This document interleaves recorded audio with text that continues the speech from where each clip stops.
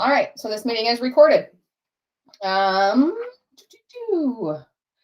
will have you all stand and sing "O Canada," please. And Colin, that is you to chime it up.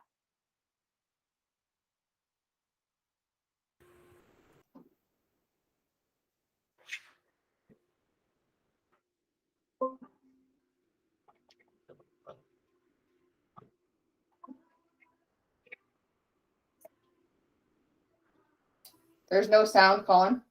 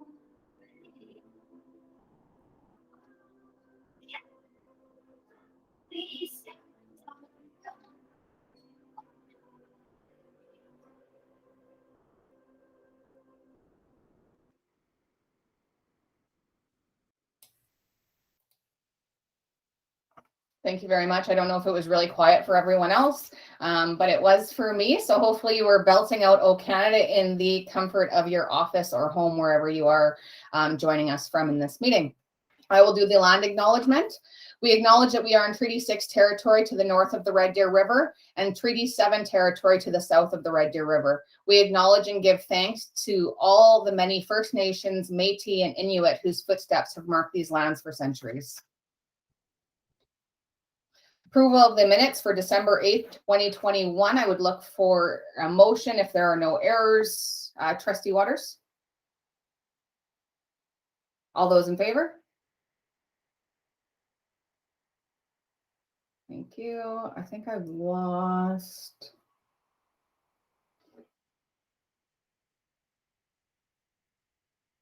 I don't have Trustee Manning here anymore. There we go. She's back. All right. Approval of the minutes is carried. With regards to the agenda, any additions, errors? If not, I look for a motion. Trustee Waters? All those in favor? Carried. We do not have any recognition in today's public board meeting, so we will move on to our governance agenda. 10.1, enrollment summary report from Associate Superintendent Ronnie Burtz. Thank you. This is a quick one. As you can see in the package, our enrollment in the month of December was exactly the same as the previous month, so we're status quo. Thank you. If there's any questions, I will certainly answer them. Thank you so very much.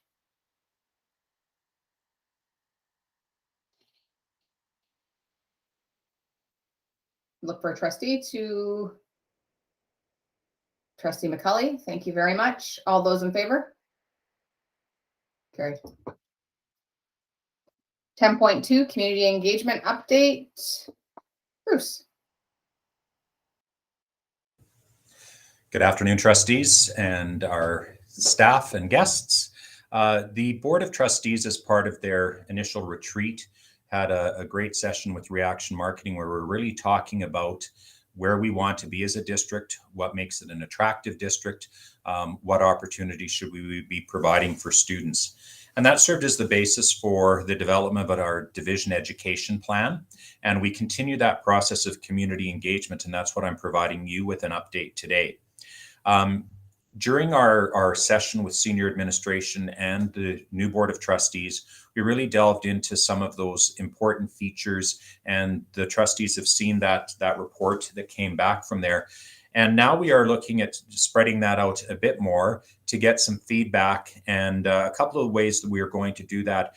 Right now, we're continuing to work with Reaction Marketing, who are doing a strategy sprint, and they're doing a selected group of stakeholder interviews. And that is going to focus again on some of those same themes. We will have an update to the Board of Trustees at the next meeting in regards to some of the findings that have happened with that. But we're also going to be reaching out to school admin at their upcoming meeting, as well as our citywide school council, to validate some of the information that has come out of our initial discussions and the review with the stakeholders on that. So that second approach will partly be a validation piece, but also providing further input on the kinds of programming and services that we want to be offering for our students. All of that will wrap up. The board is scheduled for their retreat on February 24th and 25th, and we will be working again with Reaction Marketing there to take a look at that. And I know from the discussions the board has already had around this, we want to make sure that Red Deer Public is the best choice. What are the things that we need to do around teaching and learning, program offerings, etc., that will allow us to do that? So as part of this, then, we have been engaging with our stakeholders.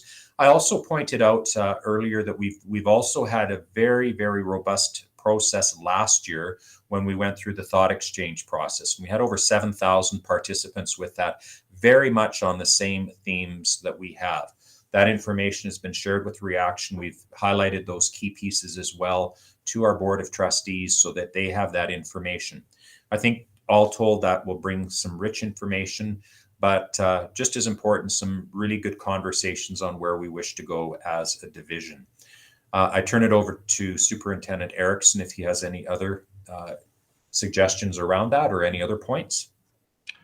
Oh, thanks very much, Bruce. Just really looking forward to having those stakeholder interviews and the presentation that we will receive from Reaction Marketing. As Bruce mentioned, we had a very widespread survey that we conducted last year, so we thought we'd try and do some more focused interview style this year, but then validate it through some of the other work that we're doing. So really interested to see what comes out of those interviews. Thanks so very much. Trustee McCully. Thank you. This is one of my favorite times of the year during the trustee work plan. It really is getting to be more involved with all of our stakeholders. You know, sometimes we're focused on our little group of 7 and our senior admin. And when we have the opportunity to go out and about and talk to teachers and parents and staff and community members, it just really brings it all into perspective. And I'm so looking forward to seeing it from the eyes of the new trustees as well, to see how they react and interpret what is being said, and to live with them as they are going through the hows and the whats with our senior admin. It's one of the things that really make me proud to be a trustee. So thank you for everyone that started the stakeholder engagement process. And when we get all the information, I look forward to doing what's best for the students. So thank you. I might just respond as well to that. I know it wasn't a direct question, but you know, you also do raise, we've had a variety of different processes for this. This is also responsive to our current situation as a community in terms of COVID and that. And as much as I know this Board of Trustees would very much like to have a broad engagement with all different kinds of stakeholders, this is also in response to that, just given the restrictions that we would have. Virtual can achieve many wonderful things, but I'm quite confident that the Board of Trustees and this ongoing pursuit to make sure we're providing the best programming for students, let's all hope that we can do that and have those kinds of conversations you like so much, Trustee McCully, but in person. Thank you very much. Any other trustees?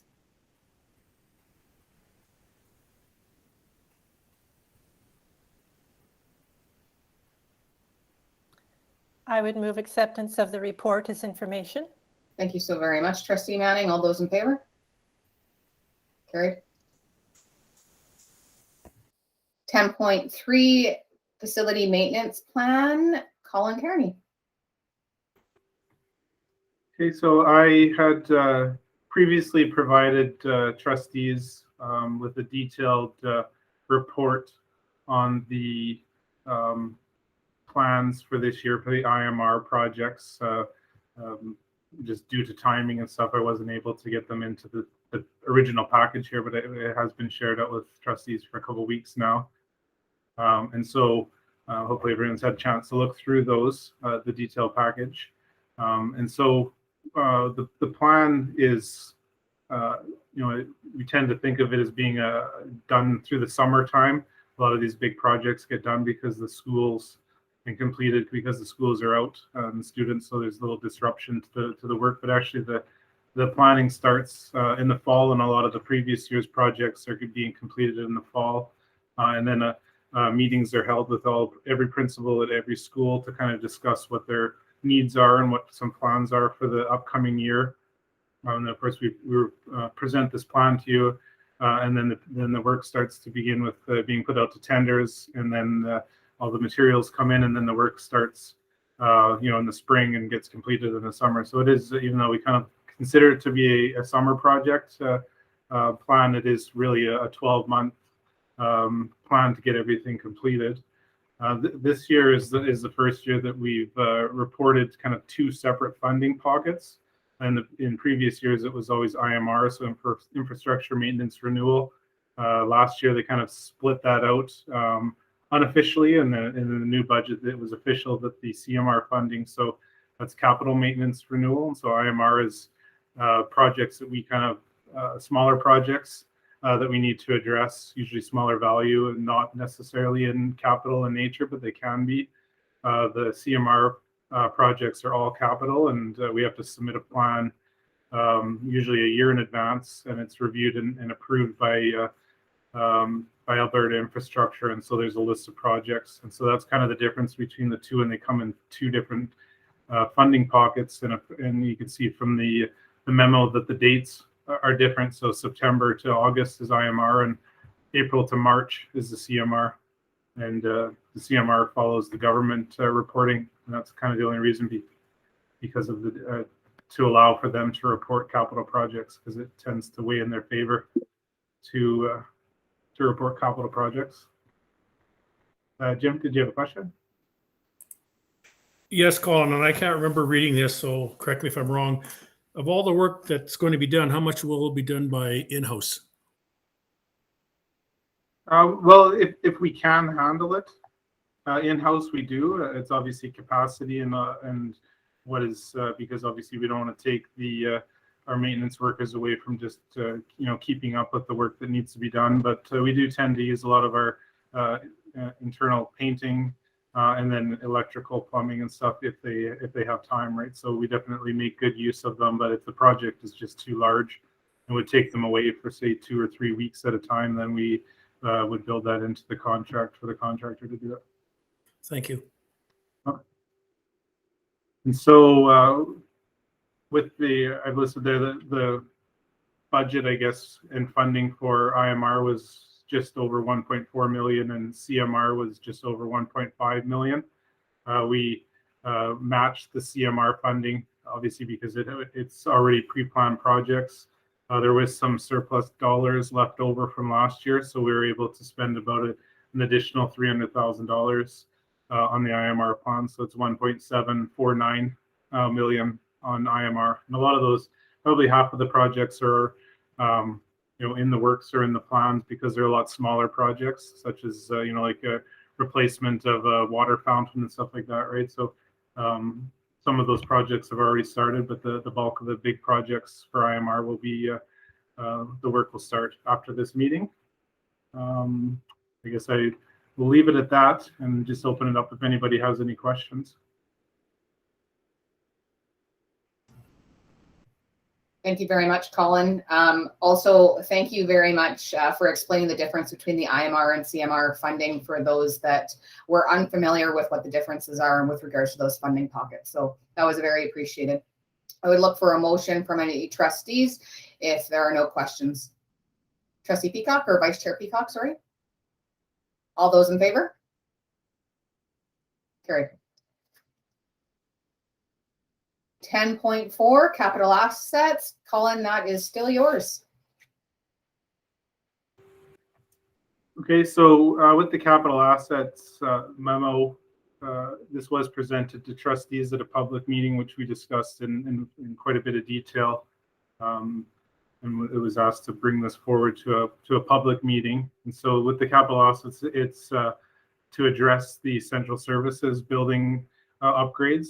And so in the past year, I'm sure everyone has seen the changes to the exterior of the building with the envelope upgrade. So, and you wouldn't have seen that there was some roofing work that was completed. And so the dollars to complete that project were from the sale of the North Cottage School, which they call Koinonia. We had sold that a few years ago, and the funds had to be used towards a capital project, and so it was felt the best use would be to complete this project.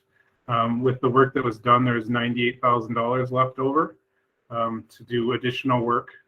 And so obviously when we started this project, we had a group that did a complete review of the entire building and suggested what needed to be done on the building. And so the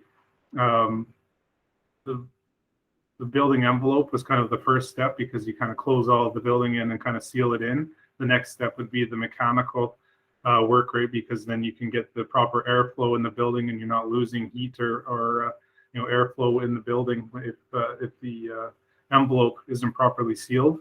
And so that would be the next stage to this project. So I've listed in the memo kind of what that entails, and there's quite a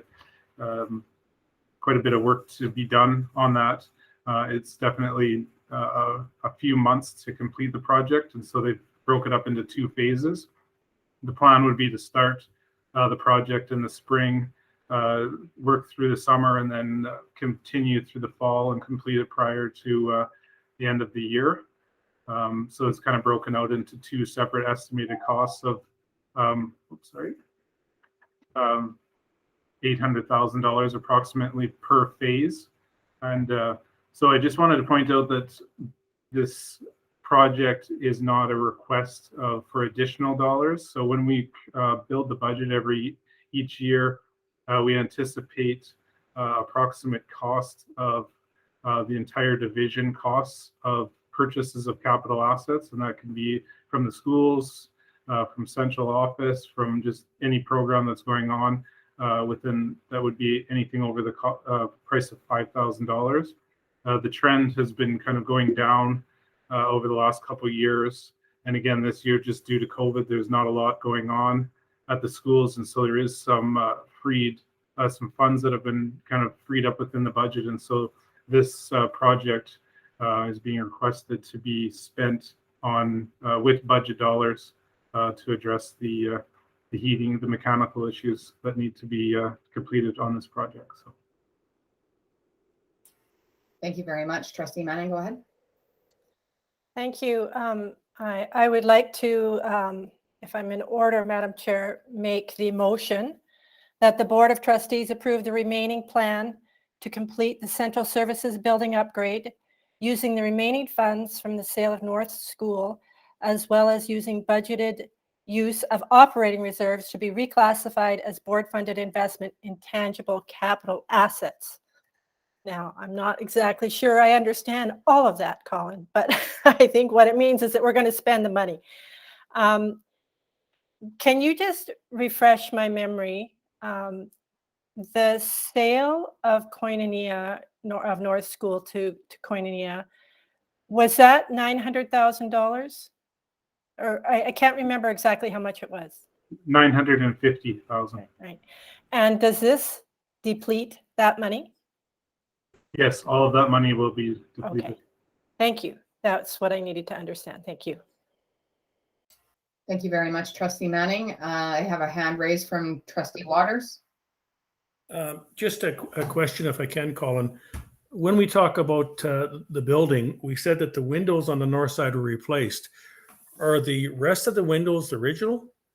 I guess what I'm trying to get at is, why wouldn't they replace all of them at once and get it over with, rather than going back in the future and doing it? Okay, yeah, no, that's a really good question. So this building has been built in many different phases.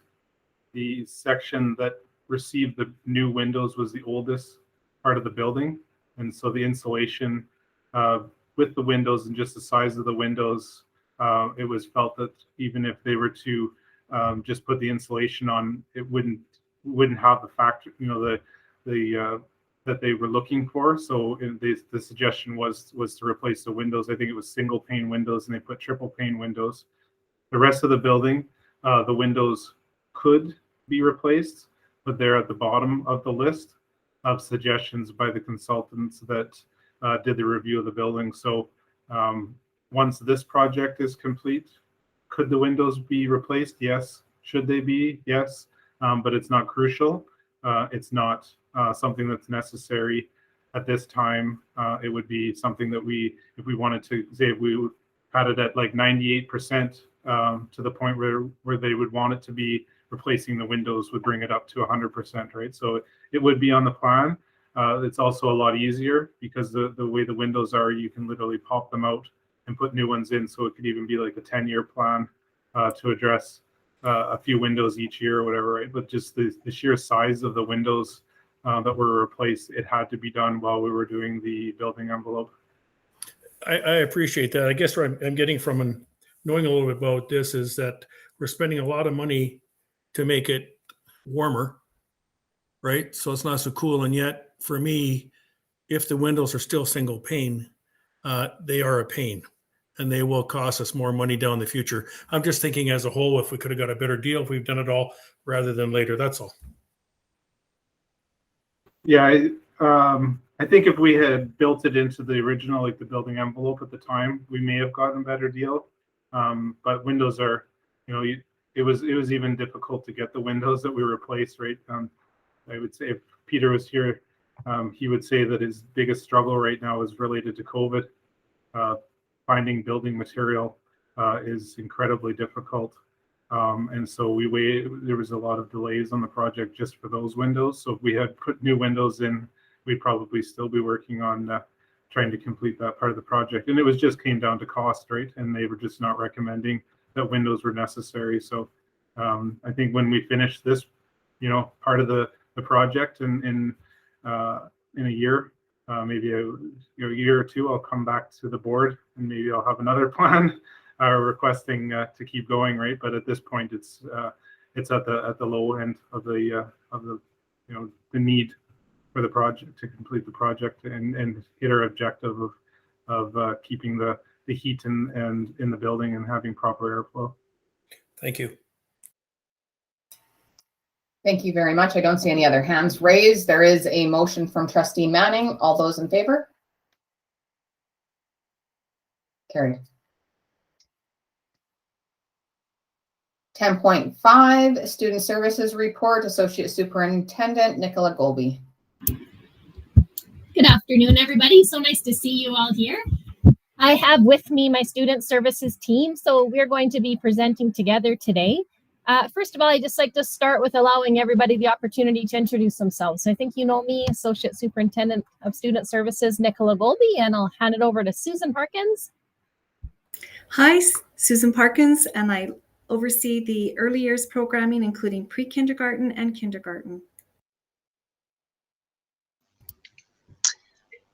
And hello, I'm Susan Green, and I'm coordinator with Student Services K-12. Good afternoon. My name's Chris Kuhlman. I'm also a Student Services Coordinator for K-12. And hello, everyone. I'm Trevor Pickert. I am the Valuing Mental Health Coordinator for Wellness, and I have a support for our counselors as well. Thank you. And some of you might already know our administrative assistant, Denise Skelding. And also missing is Janice Kootenay. So Janice Kootenay, she has a background as a children's mental health therapist, and she also worked in our Journeys Learning program. And for the last couple of years, she's been a clinical lead for our community liaison workers. So she's on a leave right now and coming back in a couple weeks. So we'll be excited to have her back. Today, I wanted a chance just to kind of have, I guess, to start off, just to acknowledge our team a little bit. So our Student Services team, they are so dedicated to their work and some of the most compassionate and hardworking people I've ever had the pleasure to work with. They're truly an amazing group. So I'd like to give them each the chance to talk a little bit about what they do, just so that you guys can get a feel if you don't know them at all. And I'll start off with Janice. Janice is very, very passionate about her work, definitely. So I thought she would be most upset with me if I didn't give a little shout out to the CLW program. So I'll start there. One statistic to start with was in the reporting that Janice just finished, where she was gathering information about the 2021 year. The caseload for our community liaison workers went up 72%. So a huge increase in the amount of students that our CLWs are seeing, and the kind of the pressure out there for our families is very evident, right? And with many of the community services having closed doors, and we were the ones that were in person, a lot of people defaulted to us because we were there in front of kids. So a lot on their plate the last year for sure, and there will continue to be for a while. So the CLWs, if you're unfamiliar, they do things like provide support services to families and children facing social, emotional, and family challenges, offer short-term individual and family support, do skill building in small groups, assist in finding resources like for counseling or after hours crisis response, collaborate with community agencies, and so on and so forth. So all of those things that families need, and the list is kind of endless, they are there for them. I wanted to just share one quick success story. When Janice was gathering her data for 2021, this was one of the success stories, and there were many of them that came to the forefront, but I'll just share this one. It was a youth that came to one of our high schools that had been couch surfing for a couple of years because her parents were addicted to meth. And she was in and out of psychiatric units and also began kind of abusing drugs herself. And when she registered at one of our high schools, she was referred quickly to the CLW. And when they met, the CLW discovered she was no longer medicated for her psychiatric condition, as well as a serious heart condition. She was 60 credits short of graduating and was in grade 12, needed a family doctor, financial support, and was also hoping to get a learning license, her learner's license. So during the 10 months that the CLW worked with that student in grade 12, she was approved for learner benefits to address her financial needs, saw a psychiatrist and a mental health therapist to address her medications and her mental health. As well, she was connected to a family doctor to address her heart condition, as well as her ADHD. The CLW was able to find a chiropractor to donate free treatments to her to address neck and back issues. The youth in CLW worked on independent living skills and self-advocacy, and in the end, she was able to earn all 60 credits in one school year, graduate on time, and her attendance was fantastic, and is now in October 21 accepted to Olds College for a vet tech program. They also applied for a Métis registration, which will enable her to get some grants and scholarships. So just a kind of a heartwarming story to kick us off of the types of things our CLWs are stepping up and doing all over our district. Working kind of closely with our CLWs would be the counselors. So at this point, I'm going to hand it over to Trevor, and he will take it from there. All right, thanks, Nicola. I have a lot here. I'll try to get through it quickly. We've been fairly busy here, obviously, in the pandemic, focusing on our wellness, and in student services, we're really trying to, promote this in our district. It started with a district wellness committee. Nicola and Rob, as well as a QP lead and EAs, teachers, and office staff. We started this advisory committee last June, actually, even before I officially started in August. And we're going off the CAS playbook, the College of Alberta School Superintendents, to try to say, what can we do for workplace wellness in our district as we're going through this? So the senior admin gave us, from that committee, they said, hey, let's really focus on this with their administrators. So our admin retreat in September had the focus of wellness, which was fantastic. So as that committee, we kind of looked at what can we do for our administrators to support our schools and our staff and our students. And we looked at a few people, and we had Dr. Greg Wells was a name that came forward, and he stated what we are doing at work is not working. Right, 25% of the workforce is diagnosed with a sleeping disorder. 58% of Canadians are overweight or obese. 85% of Canadians do not have enough physical activity to prevent disease. It's not even talking about being in physical shape, but just to avoid sickness. and only 4% of girls and 9% of boys have enough activity to be healthy. Right, and this is all before the pandemic, right, where screen time has increased 370%. So Dr. Wells stated we need to sleep soundly, eat smarter, and move more, so to allow us to think clearly and learn. Unfortunately, we couldn't get Dr. Wells, but he recommended Dr. Lisa Boulanger. And again, they're both local, which we loved. Dr. Wells was from St. Albert, and Dr. Boulanger lives in Canmore. So it's nice to have that local feel. So Dr. Boulanger came and spoke to us virtually, of course, in September. And something she said is, we can't just self-care our way out of this. We must make our work environments more than just a daily grind. We must change the atmosphere in our workplace. All right. So our leaders needed to learn some systems, some habits, some work designs for peak performance and proactive mental health and wellness in our buildings. Because school wellness focus also leads to higher performance and less sickness. Dr. Boulanger stressed the necessity of purposeful breaks, not just time off.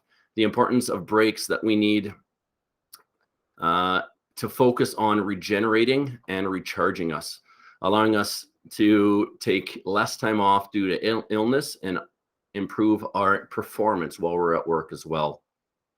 Because we all know a stressed brain does not function at its highest capacity. We have also made our buildings healthier to work in by promoting healthy breaks, activity breaks. Vitamin N is what people are calling it now with nature. Behind just taking breaks outside, right? This research has shown that just being outside on a break has drastically improved performance and your wellness. Using this momentum from the retreat, we brought these ideas back to our district committee. And this district committee said, well, let's start planning some goals. Then we didn't really have anything totally official in writing. And we wanted to build a plan. So this is where, I don't know if everyone has seen our wellness graphic, the wellness tree. I think Nicola put that in the package. I can share the link if you'd like as well. I can put that in the chat if you just let me know. Excuse me. But that those ideas for this committee kind of focused on that wellness graphic. We wanted some staff feedback as well. So we put out a district form asking about language we wanted used from our staff. Again, this went out to everyone in the district, graphics we wanted to use, focus areas, and got some feedback before we started to build it.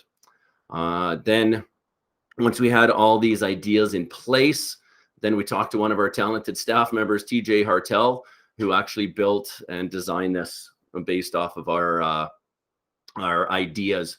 And Nicola's wonderful first drawing. I still have that if anyone needs to see it as well. It's the wellness tree. Again, the importance of nature. Again, like as I said, with the research right now with vitamin N, and it is rooted in psychological safety, right? The bottom of this tree, before we do anything, right, we need to know that we are psychologically safe. We benefit from diversity of thought. Right? We need to feel safe to share our thoughts without punishment. We need to, we don't always need to agree, but we need to understand so that we can work together. So things like organizational culture, right? Clear leadership, respect, growth and development, recognition and reward. These ideas are the roots of our wellness in our district. And we may not be fully there yet, but it is a goal as a plan, as it's stated in that wellness graphic. And then rising up from those roots, we get into the trunk with 3 focus areas. The one being division strategies that we're doing district-wide, and 2 school strategies that each school can make their own. And of course, there's always personal strategies.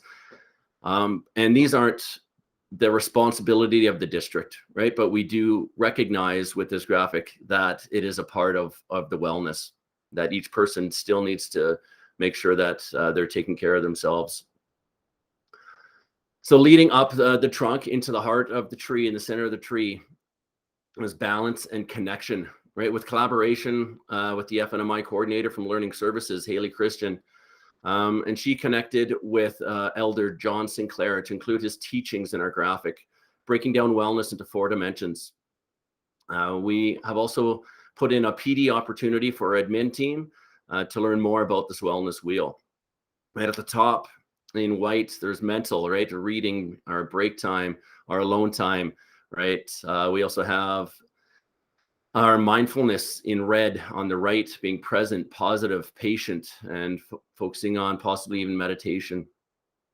Then we have emotional wellness in yellow at the bottom with, focusing on connection, relationships, being intentional with what we're doing, kindness and gratefulness, the importance of those. And then on the left in dark blue, the physical, right? Our food intake, the activity and sleep, right? And the importance of balance of all of this. We need to make sure that we have all aspects of these to be well. And then up into the branches, we move more to our specific plans in our district. Again, keeping in mind these branches, right? It's a tree, it can grow, all right? It goes through seasons, it can change, leaves could fall, right? So some of these are things we are doing this year and in the short term, some may be changed, some may stay on there, right? And that's part of the reason why we went with the tree as well. Something on there, so I'll go through these shortly, some of those things that we are doing directly in our district, the weekdays till 6. Just realizing that, especially coming out of this pandemic and last year with the amount of calls we had to make on the weekends, right? Our administrators especially really didn't get breaks on their weekends. Their weekends were filled with phone calls home and making those difficult phone calls saying you're isolating for another 14 days and connecting with their families, right? But that also meant that our administrators didn't get a whole bunch of time off on those weekends. So we really wanted to focus, hey, let's, from 6 till 6 is your work time, and after that is your family time and you time, and your weekends are for you. And realizing once I press send, I am putting someone else to work. So again, just using the technology there of the scheduled send for emails and only connecting if it's an emergent situation. We also have those mental health lessons built by our Red Deer Public staff, our teachers and counselors, administrators, that all our students are using this year. I built a wellness website for all of our staff, and I've attached that to our new website for Red Deer Public, right? And we talked about the aspects of wellness, right? ASEBP, Homeward Health, right? Our connections with those partners, and how important that is to support our staff. We also introduced trauma training from Alberta Health Services, all completed by all staff by the second week in November, because we know going through this pandemic, our students and our society has been traumatized. So how can we support our staff to help our students more and more? We have wellness champions, health action team in all our schools. We have staff members there that are sharing ideas and collaborating. Again, I mentioned that district wellness committee that designed the graphic, the wellness coordinator, myself, culture, wellness norms we introduced. So those Friday staff meetings, there is a wellness activity for every staff meeting, whether that's a walk, whether it's any aspect from physical, mental, mindful, and emotional aspects of that wellness. We have the Go To Educator training for all of our staff to help support our students. Then we also have specialized support with our counselors and CLWs. Nicola just mentioned what Janice was working on with CLWs, and I work closely with Janice as well, as we're really teaming our CLWs and teacher counselors to support our students. We're improving that connection time with their student support teams, learning support teams, with our teacher counselors using the teacher and education lens, and our CLWs using the social work and family support lens, and allowing them to connect more with community support. But as mentioned earlier by Nicola, right, schools were the only people seeing the whites of kids' eyes. Everyone else didn't allow that. So we really were extremely busy here over the last the year or so. Are constantly crossing lines, constantly working together, sharing our expertise as we team together to support our students.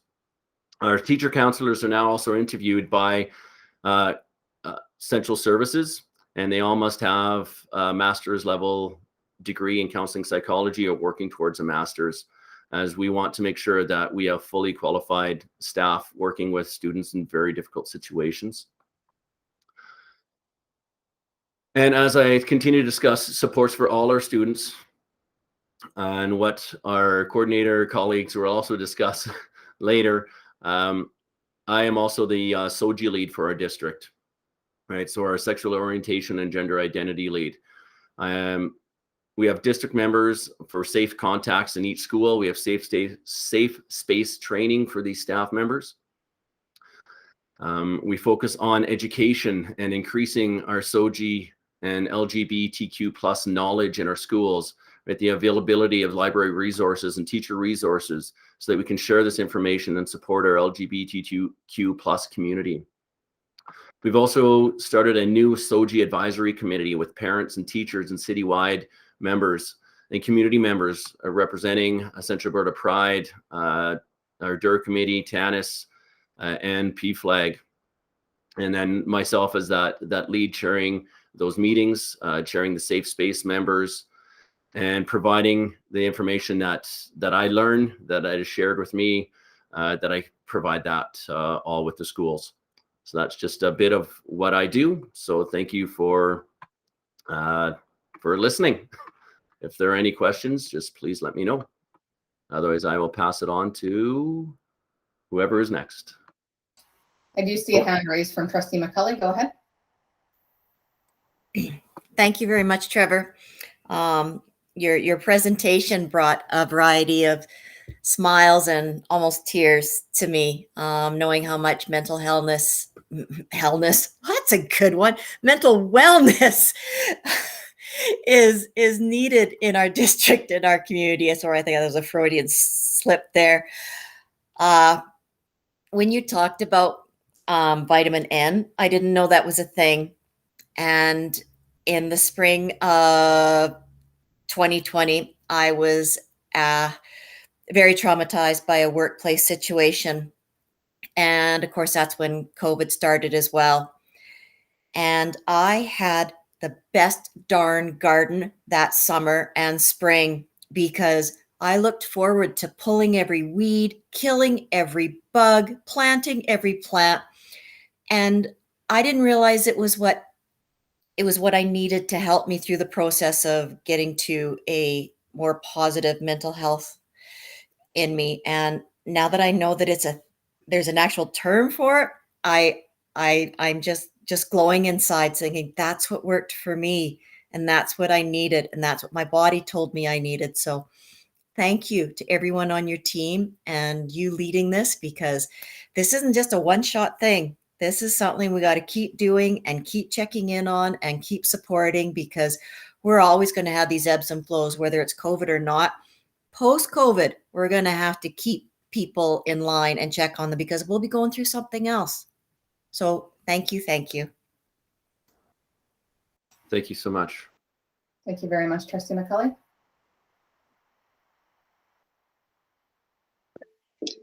Trustee Waters? Hi.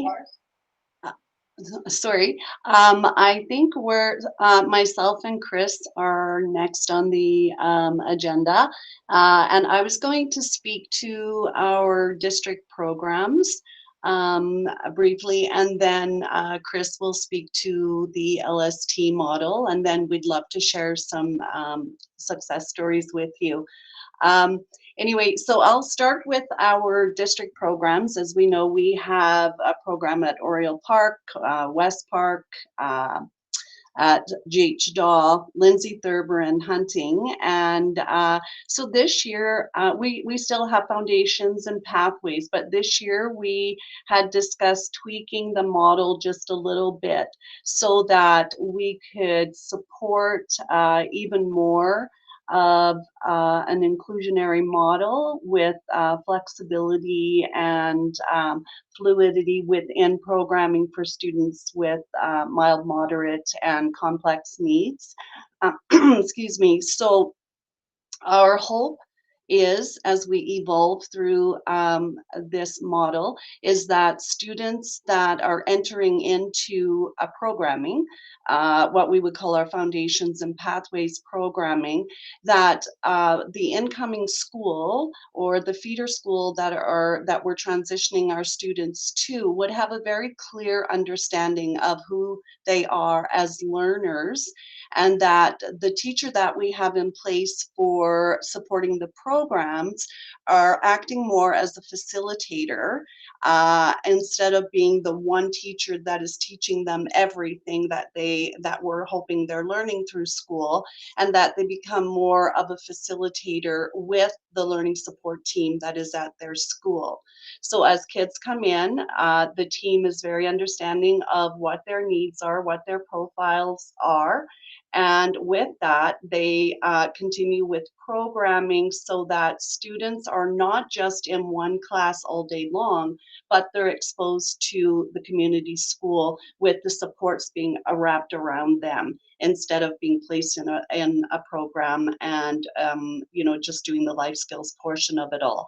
So we're hopeful that as we move forward, that our students that are in programming are exposed to more of an inclusive model, whereby they are included in whatever it is that their strengths are, in that they're learning their functional academics, literacy, numeracy, life skills, whether it be recreational skills, leisure skills, that they become a part of that, learning these skills within the regular classroom as well as in their program classroom.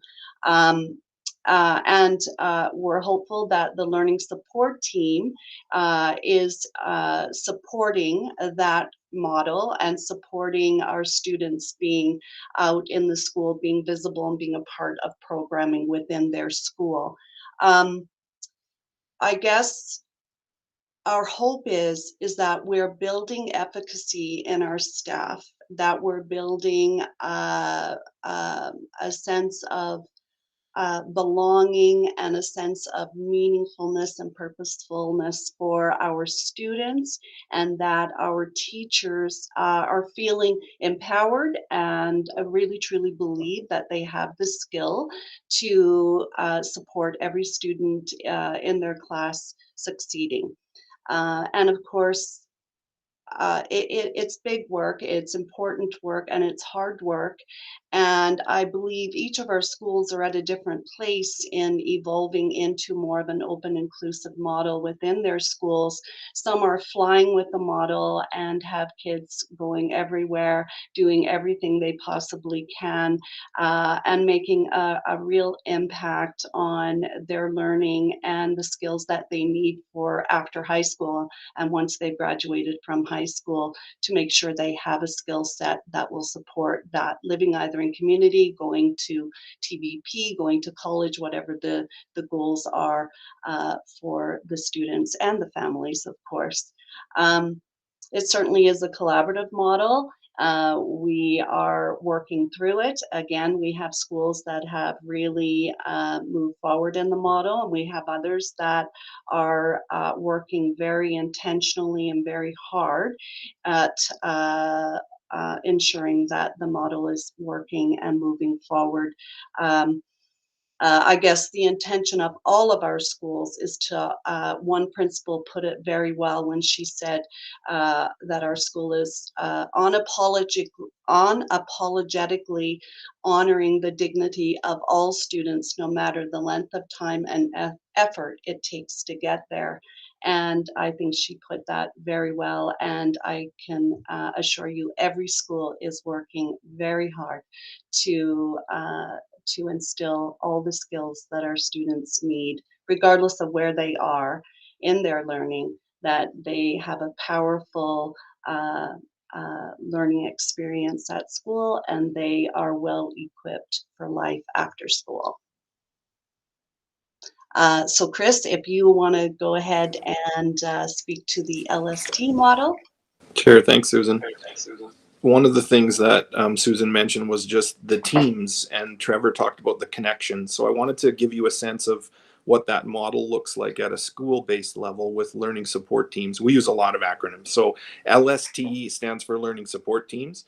That looks different in every school, but every school has one. So in general, a learning support team has an administrator attached to that who's organizing that and getting that started at the beginning of the year.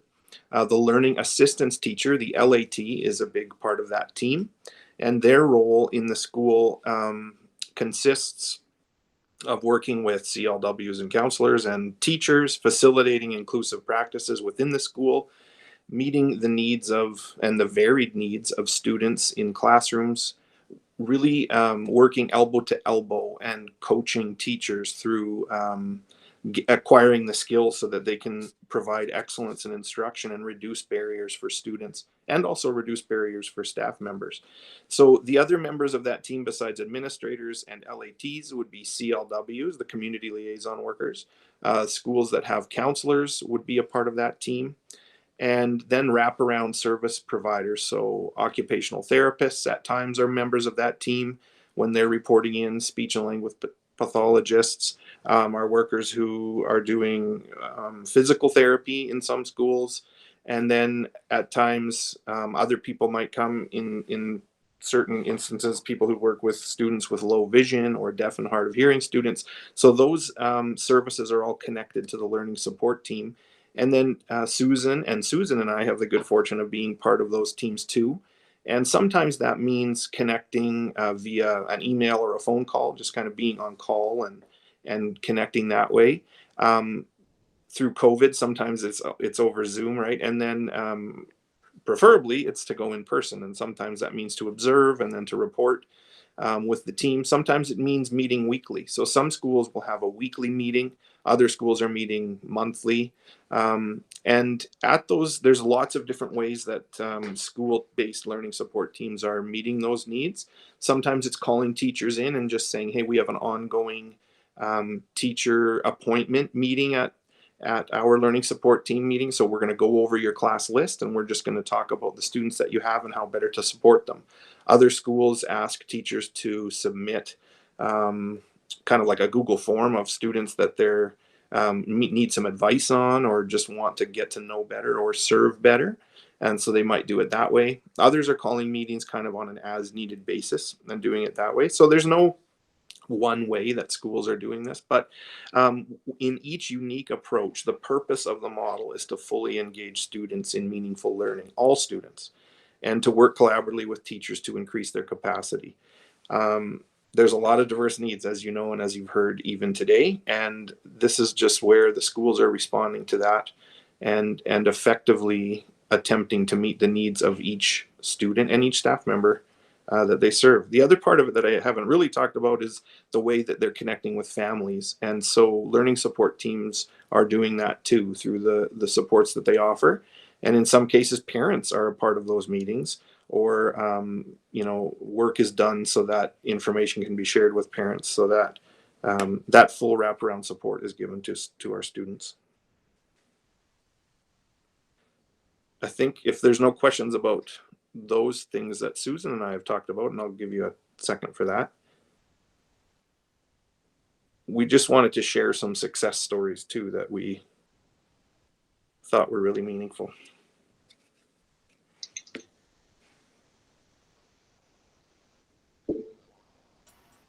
Thank you very much. I do have a hand raised from Trustee Waters. Go ahead. Maybe we can wait till the end and I can ask Nicola when she's ready for questions instead of going in between, if that's okay. Or do you want it now? I mean, it doesn't matter. Until the end. I think that there is still one person that needs to present with regards to this report. So Susan Perkins, I believe you are last, but certainly not least. Don't they say they save the best for the last? That's what I think they do. I'm so grateful you're all here to be able to talk about the early years in Red Deer Public Schools. And I want to start by giving a broad overview in terms of why do we only have 4 schools with pre-K? Where are all the other children in our city attending at this age? What's their options? What's the culture we're in?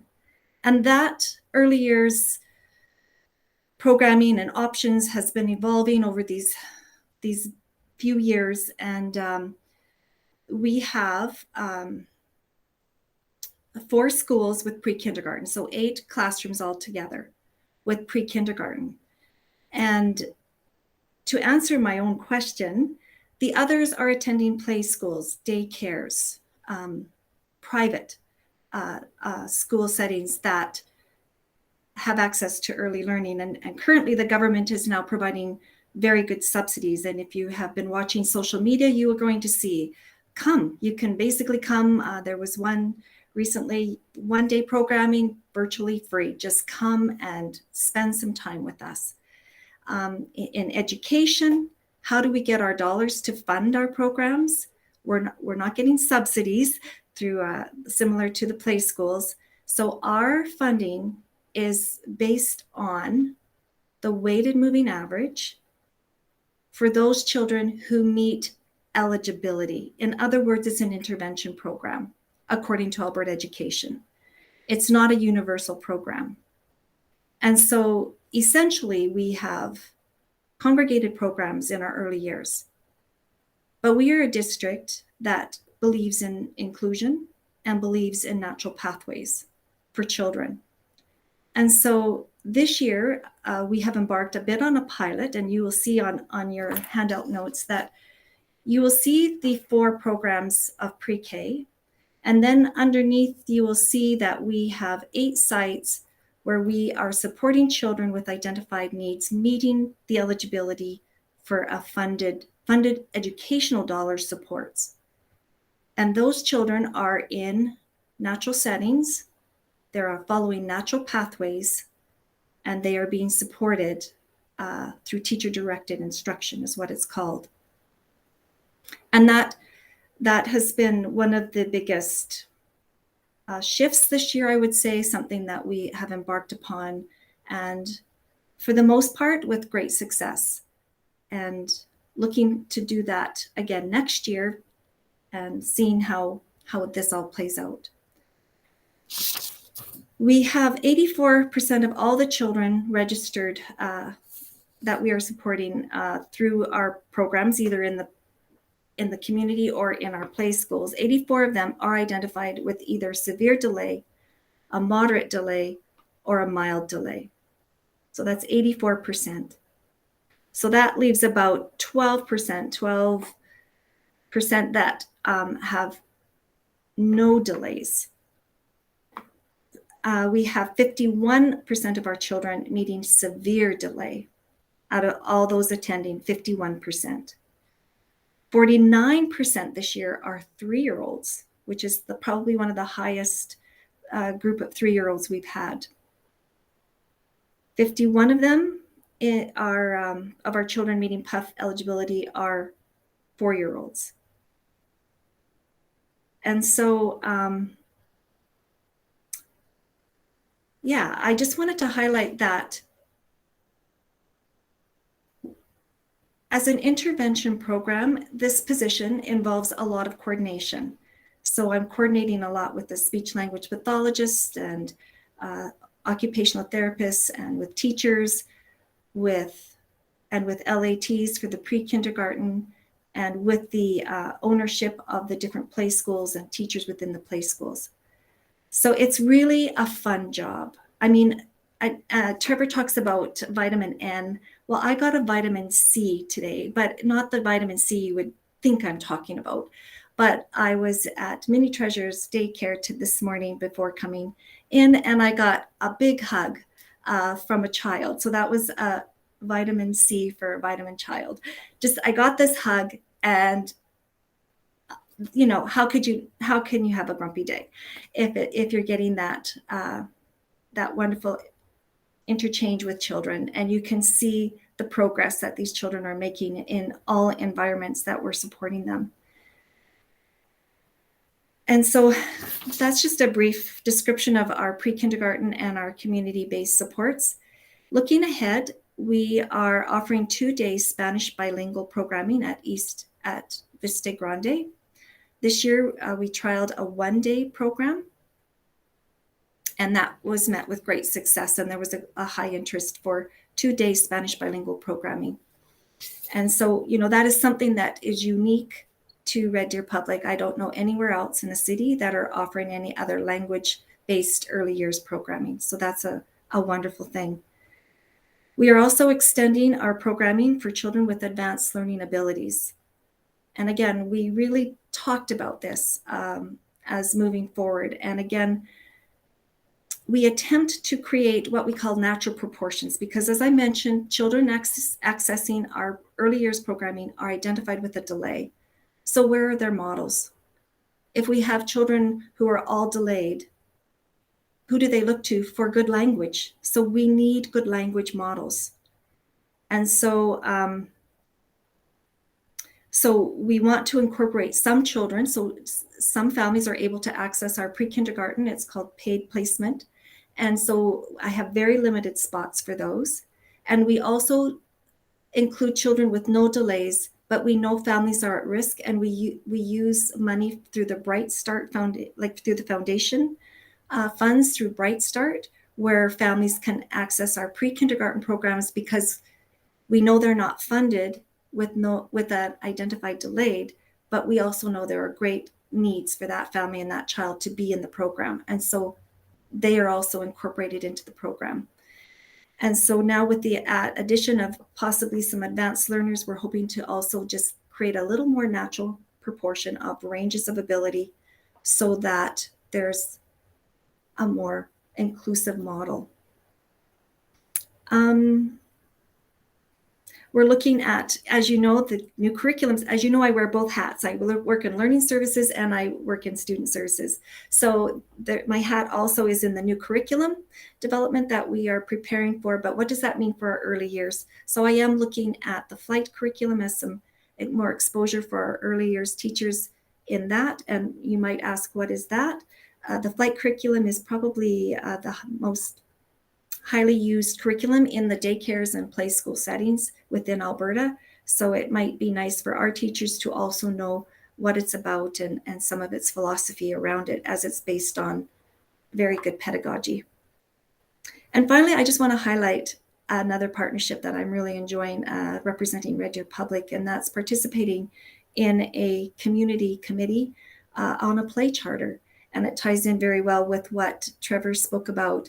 If we could just learn and remember to play and to have fun and to lose ourselves in those moments. So as you look as a child and, they're so engaged in play and before they know it, it's time to clean up and they don't want to clean up because they're so into the play.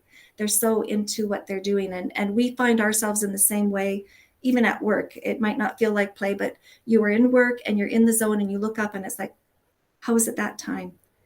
And so if we can all remember to play, at any age, we will all be better for it. And it's something we don't want to lose that ability to play and to remember our childhood. And I just wanted to leave you with that. And if you have any questions, I'm very happy to speak to our early years. Thank you so very much. I see a hand raised from Trustee Gould. Go ahead. Shouldn't you go to Jim Waters first, because he's been sitting on his hands for a long time? I think he's going to when everyone is done. So Trustee Waters, do you want to go now or do you want to wait till? No, I'll wait till the presentations are done. And then if it's okay, I'll ask my 2 questions, if I may. Okay, for sure. Trustee Gould, Okay. go ahead. Okay, me too, because I thought this was the end. But it's not. So please keep going. Thank you very much. Associate Superintendent Nicola, go ahead. Yeah. Thank you. If we could just circle back, we just wanted to end with a few stories of inclusion, just very briefly. I would love to share a real success story we're having with a young gentleman at Hunting Hills High School whose name is Dane, and Dane has complex needs and a most beautiful boy. Anyway, he's in grade 10 this year. He's currently registered for English 10-2, Math C, as well as a couple of option classes. They have them at a point now where, so basically the teachers of the core classes are sending the LAT, the group, the team that is backing Dane, which is the LAT, our specialized program teacher, his regular classroom teachers, and his EA supports. And together, the classroom teachers are sending the next 2 weeks of work to his team. And then as a team, they meet over Google Doc, and they have a running document, of course. And so all the outcomes are put there. And then together they modify the curriculum to support Dane's learning. And they're using something called Paradeck, because I guess he had 48 slides or something in one class and he wiped them all off and they couldn't get them back. So the EA happened to find this Paradeck, which is like another document whereby they can, he couldn't wipe it off. So anyway, he's engaged in all of this learning. He's having great success. He's enjoying his classes, and he really is, I believe, a perfect example of how everyone, all the supports, our schools, our resources, our outside resources, everyone is pulling together, building capacity, building efficacy, excellent instructional practice, modifications, accommodations, the whole bit. And what we have is a young man who has, yes, he does have very high complex needs, but is being very successful within the regular classroom, regular school, and he has a very happy mama, and he's a very happy boy. I just thought that it was a wonderful story of success for our Dean. And I guess I could go on and on, really. I'm just going to mention quickly, Lindsay Thurber has, of course, they have their specialized programming and with their specialized teachers. And one of the teachers, Haley, had written to say how successful the kids have been in their option classes, as well as some of the core classes that her students are going to. And of course, again, it's that wraparound approach with specialized teacher, the grade learning support team, grade 9, 10, 11, and 12. They each have their own learning support team. And together they're making it happen where they have kids going out all day long, either to options, to core classes, but they're going out meaningfully. It's not just dropping them off at a class and leaving it to the devices of the student just to pick up whatever. It is purposeful, it is planned, it is based on learner outcomes for the students once they graduate from high school. And she speaks so highly of the success and how much the peers in the class and the teachers are really, really excited and feeling very optimistic about success for everyone. Thought I'd share that as well. Thank you. I wanted to tell you the story of a young girl named Mackenzie. Her family moved from Edmonton just before Christmas at late November into Red Deer. She's a beautiful young girl, and she's got a lot of complex needs. She has cerebral palsy, which means that she's confined to a wheelchair. She's nonverbal and has low vision. And she's in grade 2. She's 7 years old, but due to her complex needs and the reality of COVID, when she's living in Edmonton, she had never attended school ever. So mom was understandably nervous. Her primary caregiver, of course, too, and didn't know what it would look like if she was to enter school. So they moved into a house right across the street from Normando School. And I went to the first meeting where mom met Lisa Spicer and Glenda Crawford and said some of the things that she was concerned about. So Lisa's the principal there, as you know, and Glenda's the learning assistance teacher. And it was almost instantaneous, the way that they responded and said, "We've got your daughter. We're going to make this work. We're going to do what it takes to include Mackenzie as part of our community." And that just, the tone that was set for the mom in that case was just instantly, you could tell a deep breath, and she was confident that it was going to work to send her daughter there. And there's been just the wraparound supports to make that successful. She's not there full days, but she's attending in the afternoons, and the class just loves her so much. I wrote down something that her teacher said, and I asked Mrs. Weens, Rhoda Weens, if I could write this down because I didn't want to get it wrong, but she said in talking about Mackenzie, I knew that it was going to be so good for Mackenzie to be a part of our class. But one thing that surprised me a little bit was the impact she's already made on the other children in grade 2. They want to connect with her, sit beside her, help her, and most importantly, be her friend. And just, the power of inclusion and seeing that, and also more so for me to see the mindset of the school that the school had in just we do whatever it takes to make her feel like she's part of our community. So I wanted to share that with you.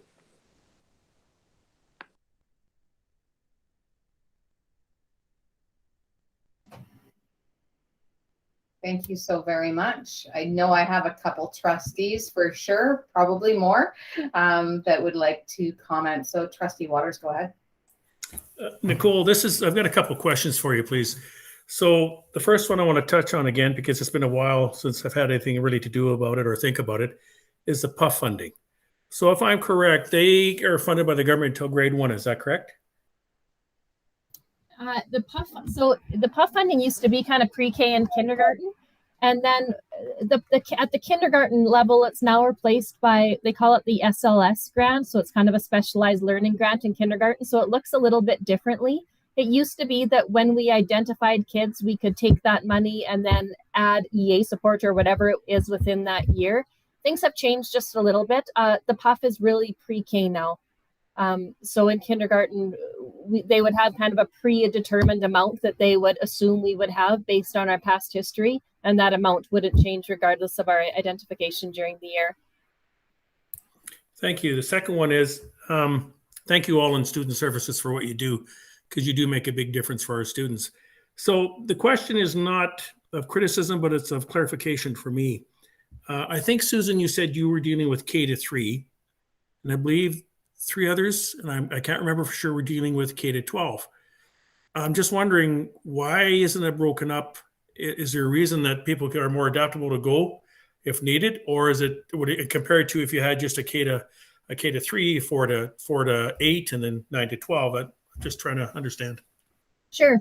So Susan Parkins is primarily pre-K. That would be probably, I don't know, Susan, 80% of your time, and then maybe 20% in our kindergartens. The reason we do it that way, where Susan and Chris are K-12, it's because, when you're attending the learning team meetings, the schools are talking about all the kids in the school. So let's say Chris is like at a K-8 school, they will discuss all of the kids K-8. And it's just more efficient to have one person that's assigned to that school. So they're both, Chris and Susan Green are both K-12, but they're assigned to like, let's say 11 different schools each, right? So they're not doing the same job in the same buildings, but they are providing the kind of support. So at Gateway, for example, that person would be K-12. Thank you. Thank you very much, Trustee Manning. I believe Trustee Gould was ahead of me. Yeah, I was about to yell, hey. I'm sorry that you're right. Trustee Gould, go ahead. Yeah, what about me, eh? So a couple of things, whether this goes to Ms. Parkins or Ms. Golby. So regarding the intervention model, and you say the funding you're getting for the pre-K, I'm wondering about our district and the division trying to up that, and wondering what our sort of long-term goals are to have all students there, because as you were saying, there were some children on different scales and different spectrums that are there, and you're wanting to have a more of, you say, a natural mix, like a population that's going to have that broader, and then how we get them. This also for me turns into this Bill 15 from the government sort of saying, how do we show that we're emphasizing early childhood education, moving them into that stream at an early age? So I don't know about the funding that's involved in there and how that even works, or what the division's goals are in that department, whether you want to have more and more, because I could imagine if you're in a class where a lot of the kids are really challenged and a few that aren't, that may be a difficult mix to get all kinds of parents in. The other thing I'm glad you're talking about is are the Code 80 kids, the ones that are super talented and skilled, because when I was door knocking for my campaign, I ran into a woman and she said, I've got 2 really gifted children, and you know what? They are so bored in school and they are totally ignored, and there's never, they move through everything quickly. And at first, you know what? I sort of thought, oh yeah, smart kids, whatever. But then as I've been doing a bit more reading and a bit more looking, I say, you know what? There's a vulnerability to them as well, right? Because they aren't being activated. They aren't being maybe properly taken care of. They go into high school. They maybe don't have developed social skills because they're that much sort of in their head, or they're really smart kids. So I'm hoping that we're able to start to take care of them as well, or that we're looking at that. And I like to hear that. So I don't know if there are a few comments about it. The other thing too, I went to Vista Grande yesterday for my first visit, and I found out, ladies and gentlemen who don't know this, you probably all do, it's the only single track, single language sort of Spanish program in North America. Thank you very much.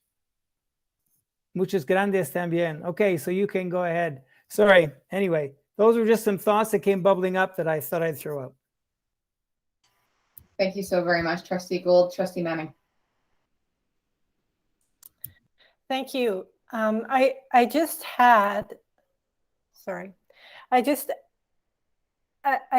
Something that Nicola, you mentioned kind of tweaked my interest again, and it was that our CLWs have noted a 72% increase. Did I hear that correctly?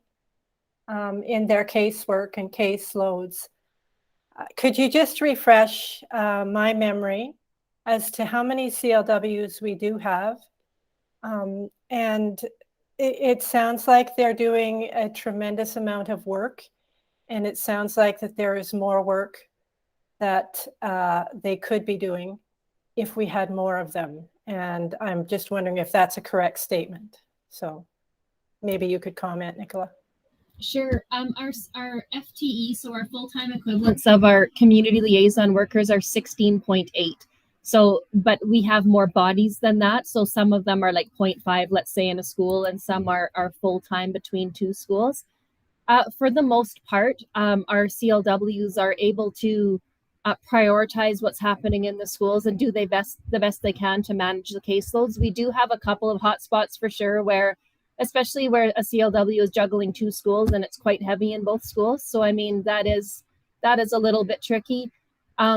It's kind of one of those things where we just do the best we can with our allotment of CLWs and counselors, and try and place them where the needs are. So our schools that have the higher needs get a little more time, and the schools that have maybe some fewer amount of needs would get less time.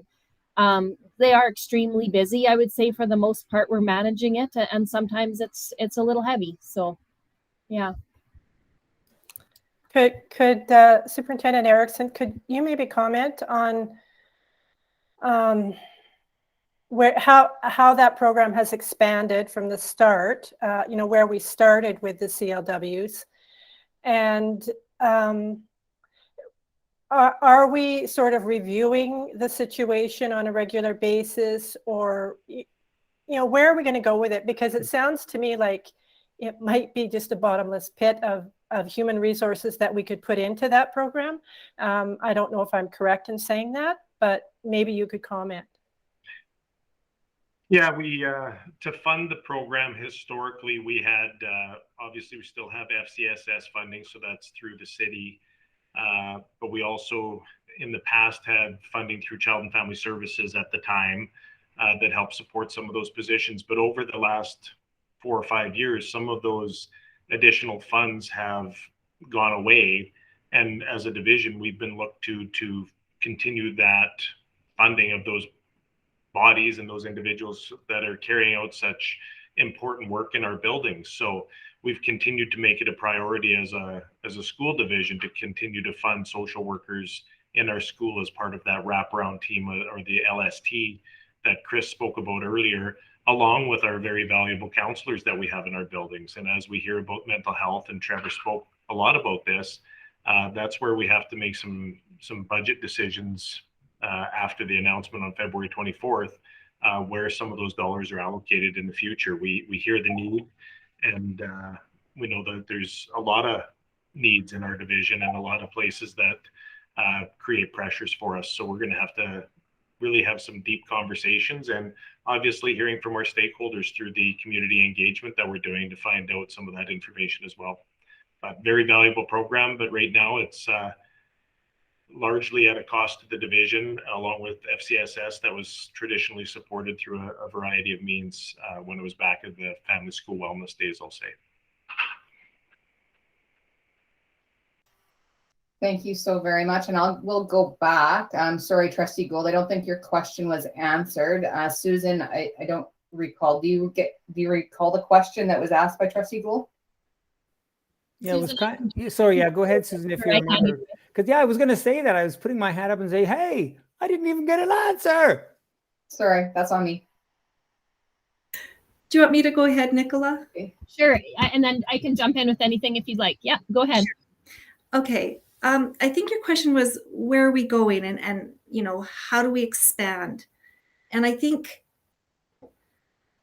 I mean, that is the $1 million question, and I'm grateful that a board member is asking, you know, that you're asking as a group around the direction of early learning, because it's the foundation to everything above that comes. It's like the foundation for Red Deer Public. So it's an important topic that can easily get missed because there isn't a curriculum. It's not mandatory. It's, you know, it's specifically funded. So, and we also have to look at questions like, do we have space for a universal pre-kindergarten? What does that impact? I think the bottom line is it's simply not funded. And so we are limited to what we are able to offer based on the eligibility and the model provided by Alberta Education right now. So what we're doing is we're just trying to take the model we currently have and I guess if the word is supplement it, massage it, to do what we can to bring in some other models and other learning profiles to create as much of a natural proportion as we can. And again, when you look at the stats, 84% of our children have delays. So we're still quite a ways from a natural proportion, but we're moving in that direction. And the other movement that I talked about is, so example, when I'm supporting a child at Arts in Motion daycare, they are in a natural setting. That's not a congregated setting. So a child with a severe language delay is being supported in that setting in a natural proportion classroom with a variety of abilities and needs. And so they are on a natural pathway. So that's the goal. So we are able to achieve it in other ways. And as you know, as the funding model moves and changes, then we'll respond to that too. Because again, with the new funding subsidies that the government's providing for play schools, why wouldn't they stay in the community? That's a natural place for a 3-year-old. You know, a natural spot for a 3-year-old, I'm not sure is in our school. So a lot of our 3-year-olds were housed in play schools this year. And now some of them are moving forward. A lot of them are moving forward to our pre-K, which is a natural progression. And then as a 5-year-old moving as a kindergarten. So it is kind of a natural progression, and we are implementing, opportunities for inclusion where we can, like natural proportions. So where we're going, it will evolve and reveal itself as our community around us evolves too. But till the government changes the funding model of children being supported outside of just identified needs with the emphasis on severe need, we are basically running programs that are interventionists in mind. Like we're providing intervention, and that's what we're doing to support these children. Does that answer your question? Thank you very much. Trustee Summers? Thank you. Has there been any conversation around having a pre-K French class or program? There has been. So we have been in conversations. We looked at it for this year, but just with the context of COVID and everything, needing some more space in the schools right now, we opted to postpone a year. But we do get inquiries every year about it. So that's definitely on the horizon. And again, board approval and all of those sorts of things will play a part into that. Thank you.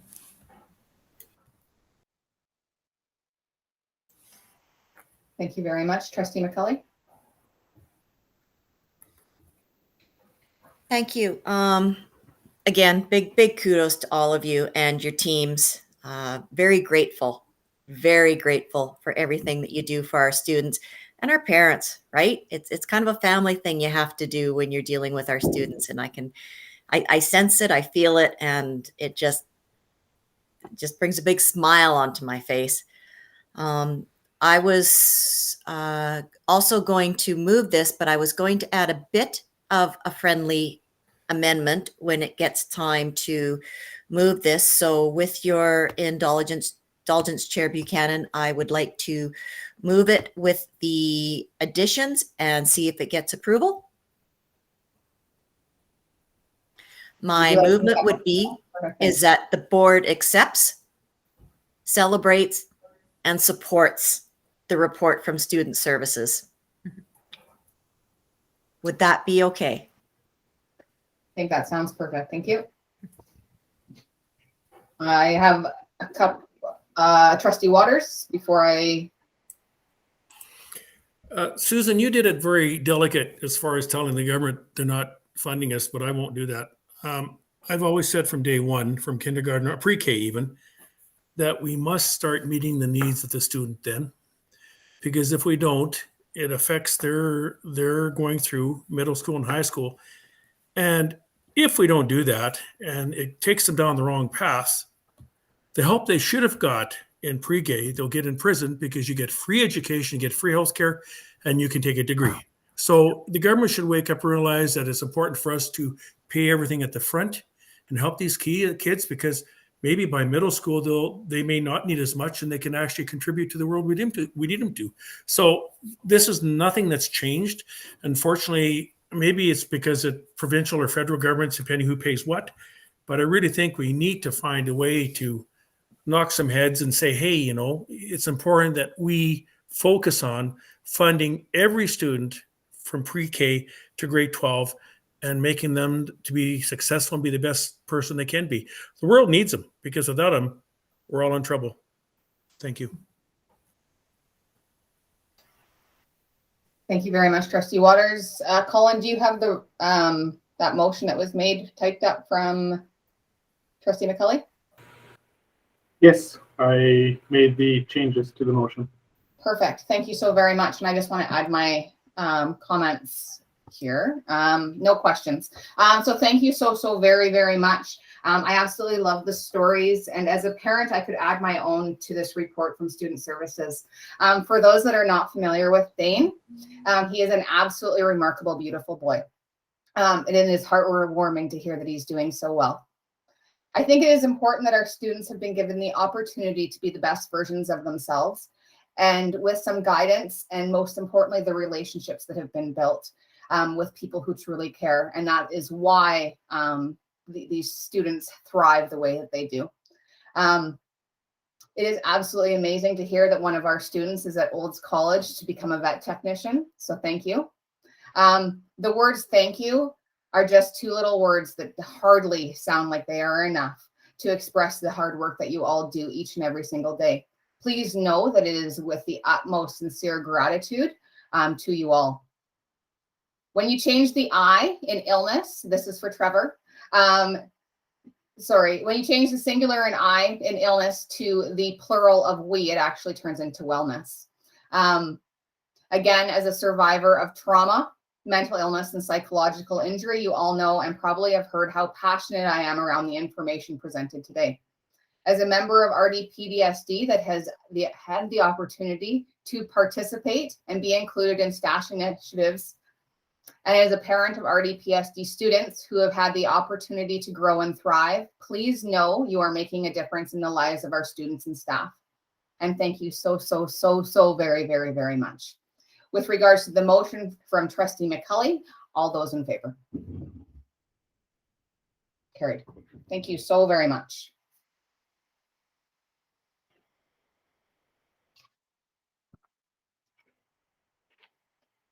10.6, review policy number 19, sexual orientation, gender identity, and gender expression policy. Superintendent Erickson. Yeah, as part of our regular review process of our policies, I was asked to bring back policy 19 after seeking some feedback from some different groups and individuals over the past number of months. So in your board package, you see the results of the feedback gathering and the feedback loops I went through. Changes that are in red are things that I heard as I went around and gathered feedback from different groups and individuals, including Dr. Chris Wells,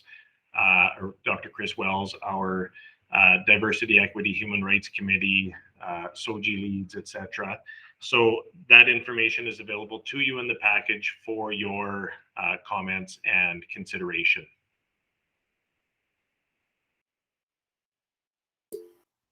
Thank you very much. Trustee Gould. A question, team. What is the best way to approach this? I've gone through the policy and I've got a variety of questions and things to bring up and go through around the policy, but I don't know how you want to do it, Chair Buchanan. So I just wanted to throw that at the beginning because it can get into it's a fairly long, complex kind of a document. So just wanted to see how you were wanting to manage it. How about you go through you said you have several, so how about bring up one thing and then we'll have discussion, conversation around it, and then move on to your next thing. Does that work? Yeah, sure. Okay. I mean, I'm not trying to drive this or push it forward or anything. It's just kind of a question. So the first thing that came up for me was in the first page of policy 19, it says the board has legal responsibility and is committed to providing, et cetera, et cetera. And the end of that sentence is for all students and staff members. And I was wondering, because we refer to it later on in the policy around including family members, caregivers, guardians, parents, whether or not that would be something that would be included there so that it goes beyond, parents and staff, but then we include, as we do very shortly afterwards, the reference to caregivers, parents, and whatever. So that's one quick one, which I don't think will take a lot of chat. I wouldn't imagine, but I mean, it might. You never know. The other thing too is that someone brought up at our citywide council meeting something I really liked, and that was around the way in which we outline the community. And she was suggesting that we go for 2S LGBTQ+, so that the two spirit goes at the beginning of it. And I like that kind of acknowledgement of their being here first in our community and in our end of the world. But I like that gives them that sense of emphasis, right? So it becomes 2S LGBTQ+. Now, some people are adding IA+, which is intersex and asexual, and I don't think that's a bad thing either, because that adds to that larger, and I know that a number of communities and organizations are using that to add into what feels like for some people a bit of a letter soup or something. So those would be the two. Let's say those are the two kind of opening thoughts. Okay, thank you very much, Trustee Gould. So if I understand you correctly, for all trustees, this is to change the last sentence in the second paragraph of the first page, where it is highlighted in red for all students. Take out the word and, comma, staff members, comma, add families and community. Is that correct? Sure. Yeah, I was thinking more, I mean, in the sense of parents, guardians, and all that stuff. And there may be a way to finesse the language, but it was to add that, because, as I said, very shortly after, it's right in the policy. We talk about making sure the families feel welcomed, but I wanted that in some ways as part of the opening statement. Okay. I see a hand from Vice Chair Peacock. Go ahead. So at the beginning of that sentence says the board has a legal responsibility. We don't have a legal responsibility, I think, to family members. So while I appreciate and I agree with talking about a Oh. welcoming, caring environment for students, staff, and family, I think it has to be separated from a legal responsibility because, and I'm not quite sure what in this case, the legal responsibility it was referring to is the legal responsibility that we have a welcoming, caring, respectful, and safe learning environment. Yes. So yeah, so if there's some way that we could, but we're not legally responsible to family, right? I mean, morally we are, but could we just leave it and put legal and add family in there? Would that still be? Well, just as the person who started to make the first bit of noise, I would be fine. I mean, now we understand that, and family shows up shortly after. It was, I guess, for me, that sense of start. And I, as usual, luckily you're the fine tooth one there, Kathy. You noticed the idea of the legally thing, and I wasn't sure, as you're saying, how that connects, because we're legally responsibility for students and staff and all that sort of stuff, but maybe not for families. But there could be a way to include it somehow. Is that the direction of the board? I can finesse the language to bring back. That would work for me. Because Chad, do we have a legal responsibility for family?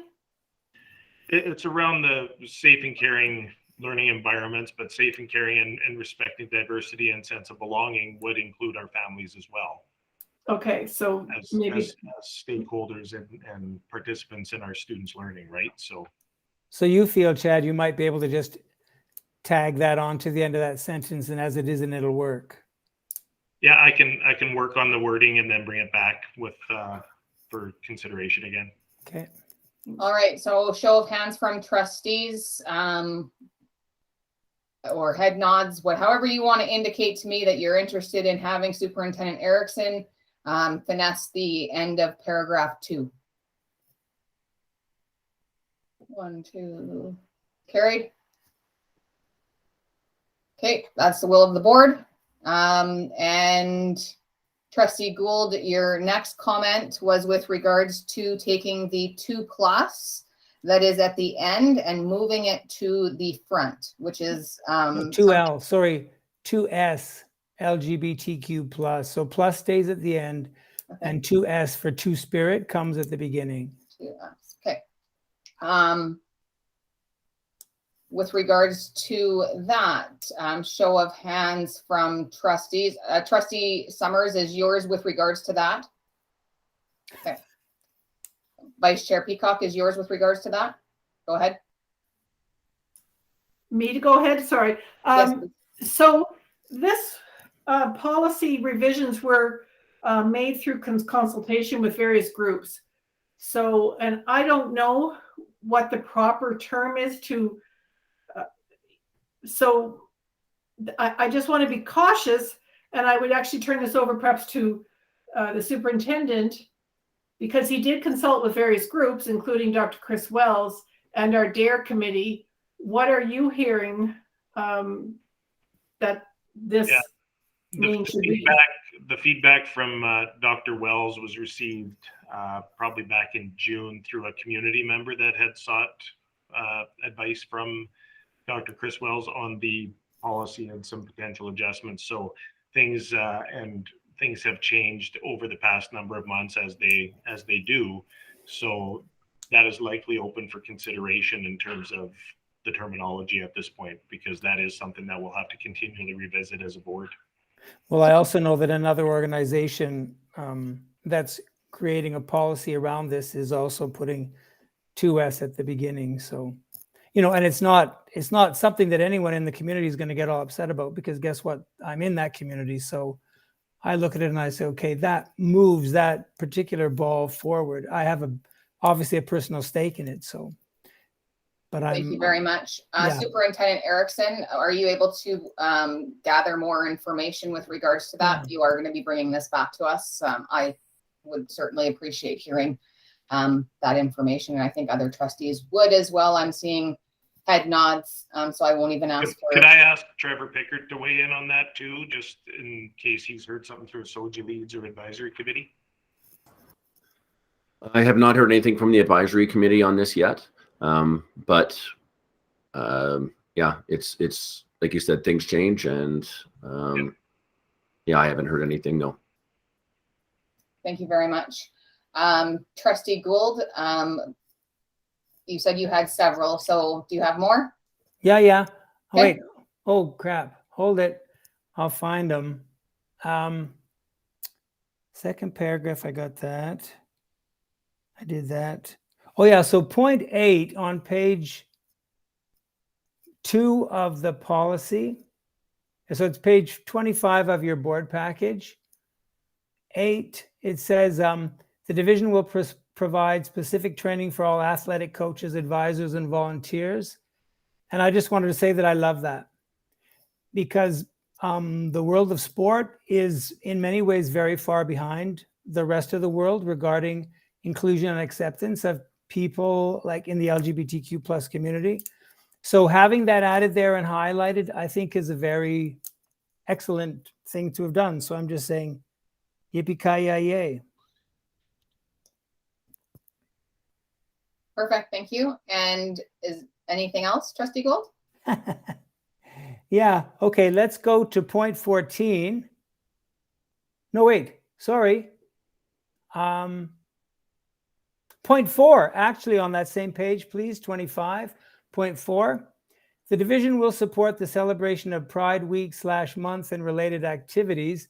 So yes, I say yes, absolutely. But my question was, how is that operationalized? So I love the positive energy around it and will support, but are we still then saying that either the QSA or the GSA or a teacher or a student approaches the administration and says we'd like to have one? I guess I didn't understand the mechanism by which that would be supported. So that was a question that I had. That might go to Chad or Trevor. Thank you very much. Superintendent Erickson, would you like to answer that question? Yeah, so initially that's feedback that I heard based on the consultation. So how that looks would be the division supporting, whether it's through providing resources for different student organizations to support Pride Week activities and celebrations. Obviously, education opportunities would be a part of that as well. I think that's where the board would come in and the division supporting that. Yeah, but again, so what's the question? I mean, my question really is how, so you say we will support it, which of course is excellent. And I support that, supporting of it, but what does that mean? Because again, I know we had talked about the idea of putting the onus on this, saying, okay, schools can do it, but now it's up to these kids. And we had talked about this at the meeting with Darren in December as well, that one of the issues is around the starting of a QSA or a GSA, that the emphasis was on the young person to be forced, in a sense, to go to the administration to pick it up. And I know that we've addressed that policy earlier on, saying, by the way, this will happen and it will be supported absolutely, whoever wants to start it. But actually, sort of back to that point for a quick sec, I forgot it because my notes are pretty crappy and I can barely read them myself. Around that QSA or GSA, one of the questions that came up for me was, if we're wanting to treat it like the chess club or the computer club, which is the goal, then should it not be just on the list of, I don't know, for example, I don't know if each school has a list of clubs that people can sign up with, or in the fall, if you come together and you say, this table is the chess club and this table is the ping pong club and all that sort of stuff. So I know that in my community, one of the battles that we have is finding a way to normalize and put ourselves in the community, not as something with an asterisk or not as something with this exclamation point behind us, right? It's sort of saying, guess what? We're part of the world. We're part of this community. We live here. You all have to get over it. And so therefore, and even if you're looking at the way in which the community is represented in film and television and modern media and all that kind of stuff, we've gone beyond the stories of highlighting and outlining and saying, my coming out story is the big deal, and that's the big story, and the trauma and the tragedy. And now we're moving, luckily, into a period of time in our history where gay characters, lesbian characters, trans characters are part of the warp and weft of the world, and the fact of their gender identity or their sexual orientation is like this subtext. It's not this highlighted thing. So I guess for me, when we're looking at how the clubs are set up and the organizations are set up, I'd like us to be mindful of that so that it's in the context and it's just there. It's the same thing as everybody who's left-handed. There's the left-handers club and here's the ping pong club or whatever, right? Trustee Gould, is that captured with the change in number 13, excuse me, where it says we've struck out where students request clubs such as, and we've struck it out and said voluntary student organizations such as GSAs, QSA, or similar shall be supported in all schools in the division. I love that. I love that. But again, I think we get back to that operational piece. When you say shall be, I don't understand what the mechanism is. It's the same thing for the supporting of the Pride Week or month, right? There's no, I don't know. I don't even know how we. Looking for suggestions then, as this is something that's a working document to bring back to the board. Yeah, it's that built-in of that language. I've been thinking about it and I'm not quite sure because I think we need to, as we've talked about before, send a really clear message to this community that we're not messing around anymore and we're serious about supporting you. And that's the way it is. And there's a new wind that's blowing, if you will, or something like that, right? So as for that little bit of language, I would just say we have to get a sense of, again, we talked about if I were a child going up to the principal saying, can I, what do you think? As opposed to the administration saying, guess what? Pride Month's coming up. What are we doing? Or here is our, here's our sign up for the GSA or the QSA. Go ahead, run with it so that it's automatic. It's built in. So I guess Angela, Diana, and Kathy all have something to say. So I'll zip it. But boy, what a good policy on so many levels. Thank you very much, Trustee Gould. Oh, yeah. I will go down my list with regards to Trustee Summers. Is anything you have to, in correspondence to Trustee Gould's comments? No, it's about a different point. And I think he's coming up to it. So we might want to wait for Matt to keep going. Okay. Perfect. Vice Chair Peacock, with regards to your hand being raised, is it with regards to Trustee Gould's? Yeah, it is.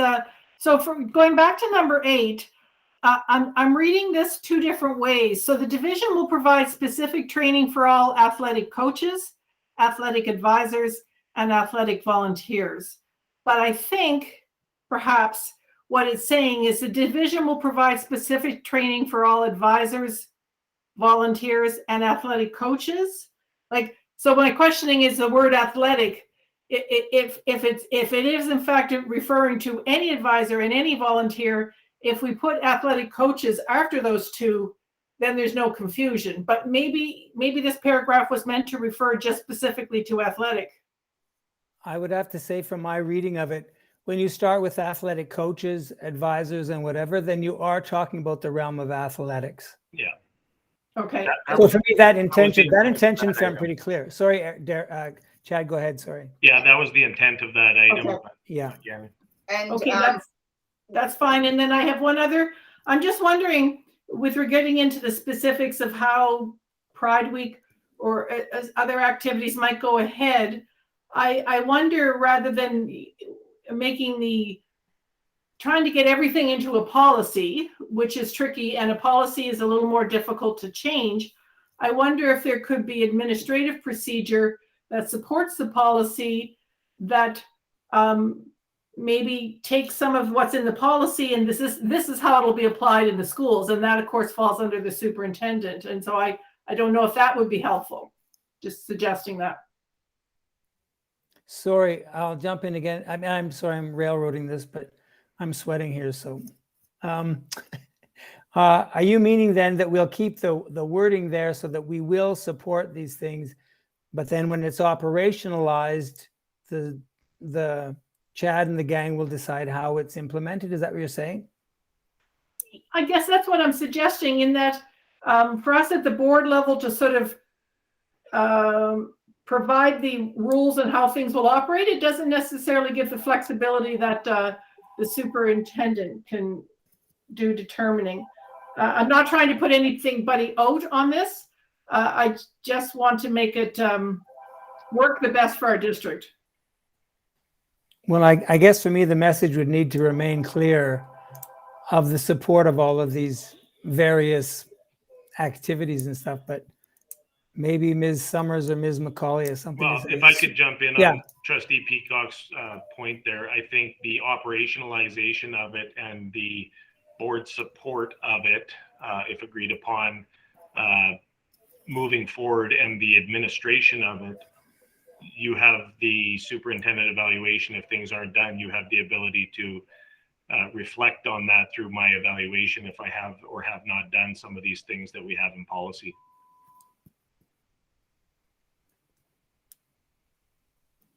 Thank you very much. Trustee Waters, is yours in response to Trustee Gould's? Okay, go ahead. Yes, for 13, shall be is like the government saying we recommend instead of mandatory. So replace it with must be. You have no choice. You must be supported, rather than giving somebody an out. That's the only thing. I don't know how you feel about that, Matt, but you're saying you must be rather than shall be. That's just a word, but I like it as must, or pardon me, as must be. Yes. So if I can just quickly respond, because you're sort of responding to my response. Shall for me, actually, Jim, shall for me feels strong enough, because shall, when someone says thou shalt not, or thou shalt cross the street when the light turns green, shall for me feels strong enough. Must maybe turns it up a little bit. And I mean, must is like pretty unequivocal. But from my sense, my other understanding of the word shall also says shall means it's going to happen.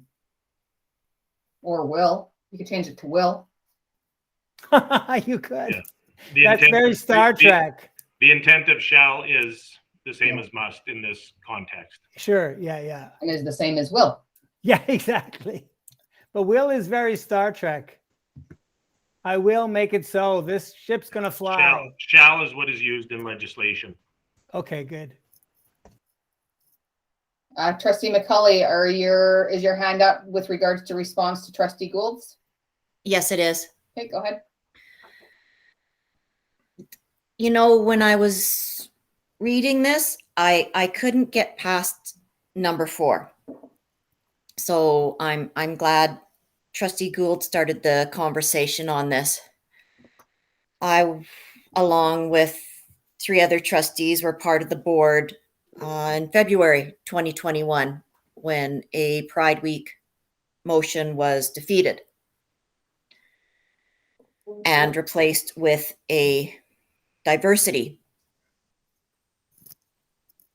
Week celebration.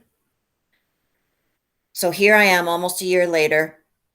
No other motions have been put forward to address that. There have been conversations and consultations, and that's how we got to this part of a revised policy. So what I am confused as heck about, and if it's not clear, a little miffed, why number 4 is in this, because our board still has not made public that they support Pride Week or that they support Pride Month, whenever that is, September, August, June, Boxing Day. But now we have it in a policy. And the message that I have heard loud and clear from the public about this is still anger and still confusion. And I agree with them to some points. How can we have a board that 11 months ago, 13 months ago, did not support this? And we still have 4 members of the board still here. But all of a sudden we have a policy that says that we support it without the backing up of the actual date, the actual month, and like Trustee Gould said, the mechanisms to put place. So it's a bit of a rant and it's a bit of confusion, but it's also to support and want clarification, just like Trustee Gould said. I don't see this making any more difference and making any more amends to the people that were hurt and the people that were not heard last year when the board did not support a Pride Week celebration. So to wrap up my rant, I too would like clarification on what mechanisms are in place and how this can replace a board motion that was just defeated and then replaced all in the same meeting in February of 2021. Thank you. Just to respond on the policy and why it's in there, that's a compilation of the feedback that I received. So leaving something out that I heard as I met with different individuals, I wasn't comfortable with that. So however the board chooses to move forward is your purview. This is feedback and pieces that I heard as I went around, if that helps. It wasn't something that I was planning on leaving out. This is what I heard. You heard it yourselves from the DARE committee as we met with them in the December meeting. That's why it's in there. You guys can choose to wordsmith and let me know what pieces stay and which pieces don't stay. That's your role as the board, and I'll wait for your direction on that. Thank you very much. Vice Chair Peacock, is it with a response to? Yes, go ahead. Trustee McCully, I appreciate your comment. When the board chair, myself, and the superintendent met to review the agenda package, we did have this conversation, and I agree with what the superintendent has said. The board, some months ago, 9 months ago or so, directed the superintendent to carry on sort of an extensive consultation with different groups in our community about possible amendments to this policy 19. And I think what we see here before us today is compiled from the input that the superintendent received, which included having a Pride Week. So I don't think there was ever any intent to override the previous vote from the board on Pride Week. But this is what the evolution over these last few months regarding the input received. And as we're going through this policy, and as you can see, in some cases, we're going through the policy, line by line or every few lines.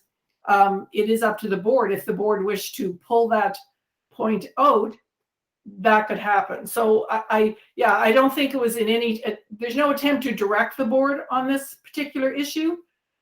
It's a chance for the board to decide whether or not they want to let that stay in. And I do hear that there's concerns about, is it giving enough detail? So, well, and I could put it further for more feedback through each of our individual school councils as well, if that's something the board would like me to do.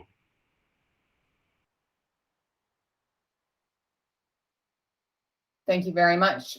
Trustee Gould, is it with response to, go ahead. I was about to say that, Ms. McCully, what was exciting for me about this policy was the fact that it just made it ipso facto. I felt that it just said, okay, we've moved on.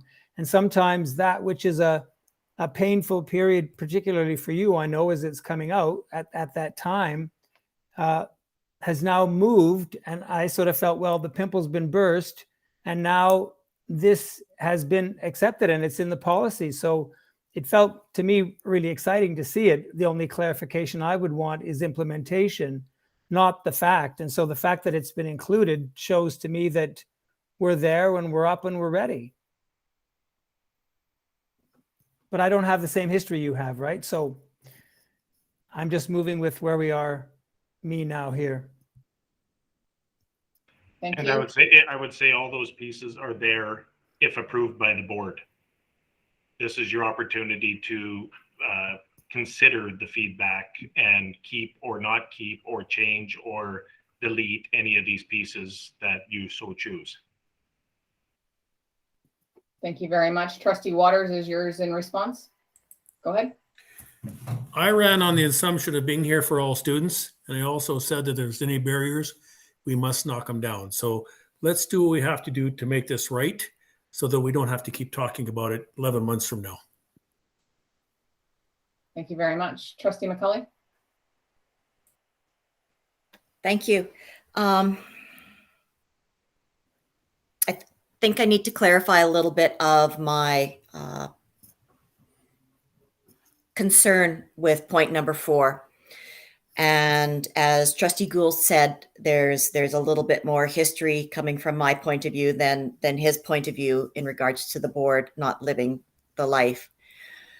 And we had a board policy. We always had SOJ policy 19, which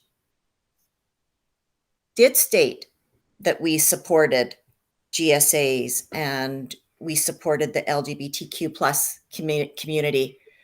So what I'm seeing is loving the wording, but again, it's just a policy. And sometimes policies aren't enough to support a certain group or initiative that does need support. And hearing the conversation about there being a possible moving forward and where to make this clear and the mechanisms of what's in place, I would like to add 2.4 then, an actual month or an actual week then, to show that we celebrate it. And the actual month would be June, because that is the recognized Pride Month here in Alberta. And because of graduations and tests, I know it can be a very, very busy time. But I have been told that the first week of June would work for those that want to celebrate it. So I would like to add that the first week of June in the school calendar year be put in there. So the division will support the celebration of Pride Week / months, so Pride Week, the first week of June, and related activities. Trustee Gould? Right. So, Diane, my question would be, if there are things that come up that don't allow that week to be the weeks that it works or whatever, I'm a little concerned of tying it to that very specific time. The months, of course, months is Pride Month. June is Pride Month and stuff. So I'm not sure personally about saying, okay, it has to be in this first week, and whether we keep it loose. I don't mind if we say the month of June, but anyway, that's just my quick thought. Superintendent Erickson, when you were having your consultation process with the groups that you were speaking to, was there any mention or recommendation with regards to the timing? No, all of you heard the same message that I heard from, more specifically, the few times I spoke with the DARE community the DARE committee was just to make sure that we celebrated Pride Week or month. So there wasn't a specificity of this week or that week. Thank you very much. I don't see any hands raised, so my concern would be similar to what Trustee Gould had mentioned. I don't want to feel like anyone is handcuffed by like thou shall have to do it on such and such day. I feel that leaving it like this, it gives our schools the opportunity to be flexible. But that's where I'm at. I will ask the question with regards to other trustees here in a second. Trustee McCully, go ahead.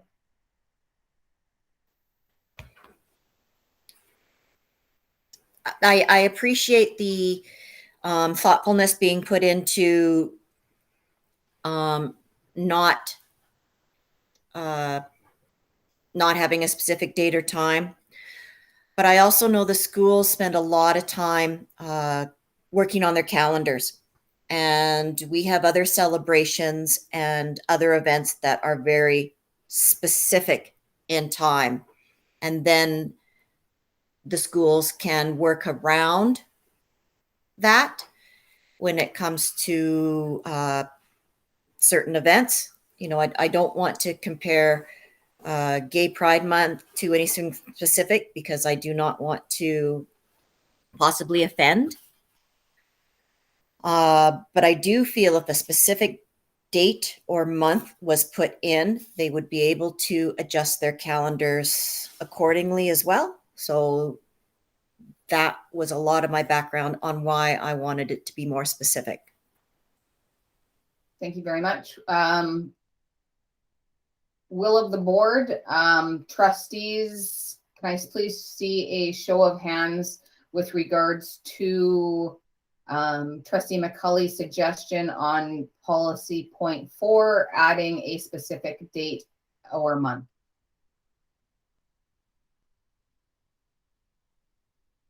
Those that are okay. A month I could get, sorry. Yeah, I could go month. Okay, let's, because yeah, it's kind of two separate things. Right. So specific date and then specific month are two different things. So I think before you even get to that, is there agreement that number 4 is in there as a board? And then you can get to the specificity of it. Sure. Okay, so let's start that again. With regards to policy, the red section of number 4, show of hands, leaving policy 4 there, or point 4. 1, 2, 3, 4, 5, 6. Okay, unanimously carried. Now, 4 with regards to Trustee McCully. Should I go specific date first or specific month first, Trustee McCully? I would be comfortable doing month first. Month, okay. Those trustees comfortable with specific month of June, correct? Trustee McCully, because this is yours. Show of hands from trustees to its specified June. I'm okay with that. 1, 2, 3, 4, 5. Well, I don't even want to count. 1, 2, 3, 4. Okay, perfect. That is carried. Next question, an actual specific date. I'm okay with deleting that part. Okay, thank you very much, Trustee McCully. Superintendent Erickson, do you have direction with regards to changing the wording of point 4 in policy 19 to reflect including the month of June? Yes, I do. Thank you very much. All right, I see no hands raised. I will go back to Trustee Gould because I think you have lots. So we'll just continue going through. No, stop. You know what? I think those were it. I mean, just other than those few points, because the rest felt really good and fine. So if someone else has got something else, those were just the ones that stuck out. Thank you very much. I do actually have a question before I get to Trustee Summers, because this was something that was already touched on. Point number 8, with regards to the division, will provide specific training. Is this training different than the other training that all staff members will be receiving? You're muted. We'd be looking to see these would be built over time and look to ASAA as a resource and other athletic groups to find out how they roll out their training, but it is specific to that group of individuals. So we'll work with our SOJ advisory committee, the SOJ leads, and Trevor to work on that. And education, you can see throughout this policy, that's a big piece for us. Thank you very much. Trustee Summers, go ahead. Thank you. So point 14, although I love it, I'm wondering if it belongs in this policy or if it needs its own policy, so we're talking, now we're including it's right from the Education Act, section 35. Okay, so, and why are we putting it in this policy specifically? It has to be there. It has to be there? Yeah. Okay, so that's all. And why does it have to be there? Because that was the direction from the Education Act when they rolled this out in I want to say September 2020-ish. Does that sound? Yeah, so I took that wording, I went back to section 35 of the Education Act Trustee Summers, and that's why it's in there from that piece that we have to have included. Okay. Well, I guess I'd like to say that I wouldn't mind addressing that in a separate policy at some point, like a bully type policy. But okay, that is being developed Okay. as per our education plan that was created last spring. Awesome. So there will Okay. be an additional policy around safe and caring schools free of discrimination and harassment. Great. Okay. Awesome. Thank you. Thank you very much, Trustee Summers. Great questions. And now that I've said that a date, I'm like, man, everything just has been jumbled together since March 2020. Any other questions from trustees, comments with regards to policy 19 that will be brought back to us from Superintendent Erickson? Is it possible that I bring back to the March meeting? Because there will be a request on my part around Diversity Week as well that we still have as part of the initial motion that was made, but I do have a request to the board with that. I saw a bunch of head nods from trustees with regards to March being okay. Another question that you had asked Superintendent Erickson, and I don't know if it was the will of the board, was with regards to feedback or any conversations with school councils. Would there be interest from trustees for that feedback to be brought forward? We did put it out for our citywide school council 2 weeks ago. Just wondering if the board is seeking further feedback, that is another group that we could have school by school. Trustee Manning? Thanks. We did used to have a process where we would circulate, those policies through the principals to the school councils, and they would work with their councils to provide feedback. I would be interested in hearing that. I don't want to make the process too onerous. I know there's been a lot of work gone into this policy, and one of the reasons I did raise my hand was I just wanted to say thank you to Superintendent Erickson as well as to Trevor, and appreciate the time and effort that you have put into working with folks to provide that feedback. But I do think it might give us a little bit broader sense of support or just a few more eyes on the policy to have it go the school council route. But that's just my opinion. Thank you very much, Trustee Manning. Trustee Gould? I guess I would ask, is that the normal way to go? You take a policy, then you throw it to all the school councils and have them read it? I don't know, because we haven't done it. We haven't done it recently. That was practice, I want to say, several years ago, back to when I was a principal, it would go through at times.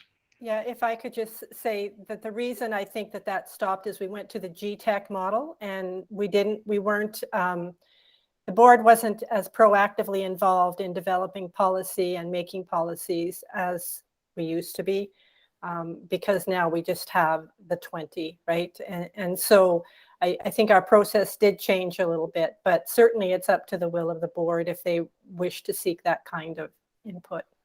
Well, I guess for me, I would wonder what the goal is of putting it out there, because the community's talked about it for a long time. You as a board have talked about it exhaustively all around these issues. The policy has been developed and I think is well formed. So I guess I would say, what would be the goal of sending it out and saying, okay, let's have more, because part of it is the idea of saying we can just move this forward. So it's a question. I don't know. Yeah, and I think that's good feedback as well. I see myself as I develop the new policy around the safe and caring schools and bullying and discrimination, that I see that going through school councils, because as we develop a brand new policy, I think it needs to see as many eyes as possible. This being a policy that's already been through that process numerous years ago, this is adjustments and amendments based on feedback. So I'll leave it up to the board to decide that. Okay, so show of hands. So this is a policy revisement. So it's not a new policy as just described or explained by Superintendent Erickson. When the new policy that he's currently working on will be done, that will be going to school councils. This one is just one that has been changed with regards to a bunch of consultation that Superintendent Erickson was asked to do on behalf of the board. This is the recommendations that have been brought back to us. With regards to the question, are we seeking more feedback from school councils? Show of hands that would like to see it go to school council. 2, those that would not and are okay with it. 1, 2, 3, 4, 5. Okay, so we do not need it to go to school councils. All right. I see no other hands raised. Trustees, this is going to be brought back to us in March.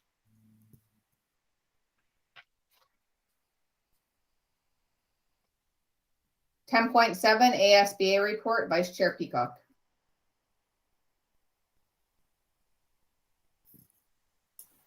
Thank you. And since, of course, originally we were to have had this meeting 2 weeks ago, the zone had not met at that time. The zone did meet this week. I've written up a brief report, which is going to be on our February meeting. There's just one issue for us to discuss, but it will be in my report for February. And I would move acceptance of my report. Thank you so very much, Vice Chair Peacock. All those in favor? Carried. Thank you.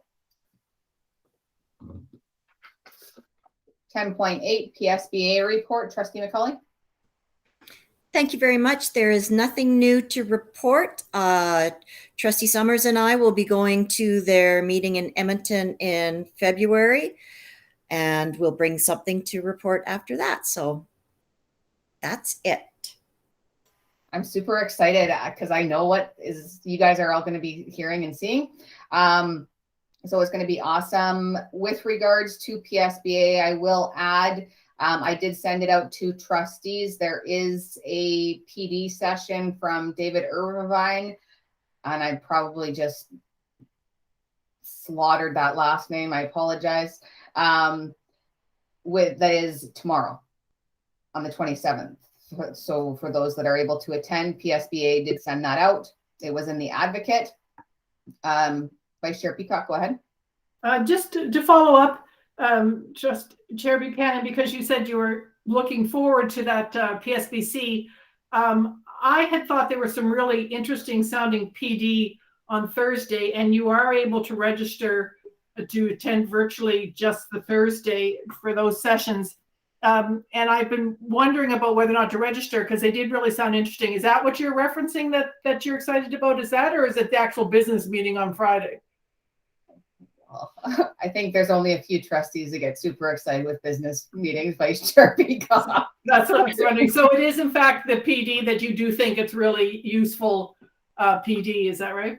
Yeah, I am super honored to sit on the board of directors of PSBA. I think there's a lot of great things coming out of that association right now. Working with Charlene Barhead, who is a trustee now, with regards to Truth and Reconciliation, and having the conversations with regards to Indigenous individuals. So yeah, it's really exciting with regards to things that are coming out of PSBA right now. So. Great, thank you. And then I'm going to look again at the information. I think I'll probably register if I can just do it for the Thursday. So thanks. No worries.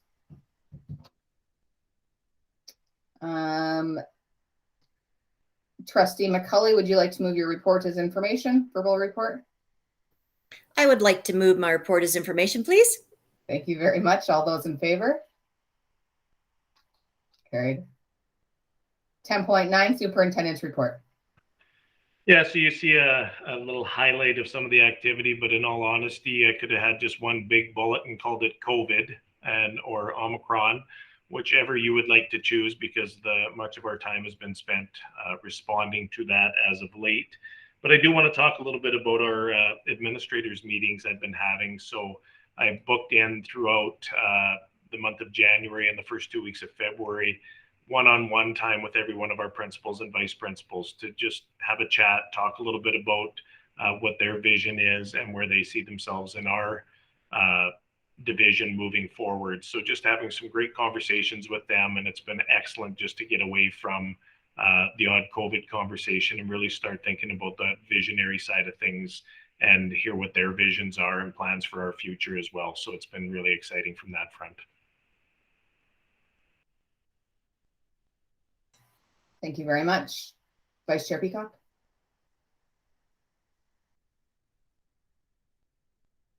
You're muted. Yeah. I have a mute jar, and every time I have to say that, I think someone should owe me money. I'd rather we had a swear jar. Anyhow, thank you, Superintendent Erickson, and I appreciate that you've been emailing us sometimes daily about some updates on attendance. But can you just give us a brief summary overview of where we're at in our schools, and not looking for the detail of which ones, but receiving testing kits and masks? Are there still some outstanding schools that don't have them received them? Yeah, we had one that we scrambled yesterday. We've been communicating with the ministry about it, and hopefully they'll be included in the next shipment. But we did have extras that were shipped out to a couple of other schools, and we were able to scramble and get them to that school for distribution yesterday. So we had some right early that we received, and then it just was scattered throughout the last couple of weeks. So thank you. Thank you, Trustee Manning. Yeah, thanks. I just wanted to ask a question about the testing kits and how that's going, having sent those home with the kids. Are the kids just like blowing through them, or are they using them wisely, or do you have any kind of sense of if that's kind of an effective use of that resource? Well, the rapid test kits only went home to those families that asked to have them sent home. And then if we had greater than 25% of test kits still left at the school, we adjusted our numbers for the second shipment so that we weren't just sending rapid test kits home that weren't going to be utilized by the family or student. So judging by the number of times we've heard that somebody tested positive here and there, I do think they're being well utilized. Colin's been on the front line with that if he wants to add anything from that perspective, but I trust that they're being used appropriately, Trustee Manning.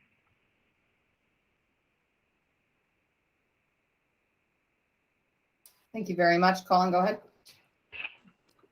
I just wanted to note that we are starting to receive the second round of test kits and masks. Today was the first day that a couple of shipments have been received, and it's been noted that February 4th should be the last day that the schools receive the second round. So it just depends on how it's being shipped out. And yeah, I've been kind of communicating back and forth with Alberta Ed, and they're actually not shipping the items out. It's actually Alberta Health Services. So it's being coordinated between the two different ministries. So there definitely was a little bit of few glitches the first round, but I think we fixed those, and hopefully all the schools receive their shipments prior to using up the supply that they have. But we definitely have enough that we can share with any school that does run into any issues. So it's always nice to see everybody kind of band together and help each other out. Thank you very much. Any other questions for the superintendent's report? Seeing none, I'll look for a motion. Trustee Waters, thank you very much. All those in favor? Carried. 10.10 board chairs report. Don't really have anything to report other than this morning I provided a message to PSBA's advocate from, they have in their advocate board chairs messages. So I provided, because they were unable to have the person who was actually slotted in for January couldn't do it. So they asked, and I provided some messaging for them, as well as have participated in the meetings and presentations from ASBA, which have been a great opportunity for board chairs to get together. Are there any questions with regards to board chair's report? Nope. And as stated in our last meeting, I have been forwarding you guys when the meetings that I do have. So if there are any questions with regards to anything that I'm attending, please ask me. I will move my report as information. All those in favor? Carried.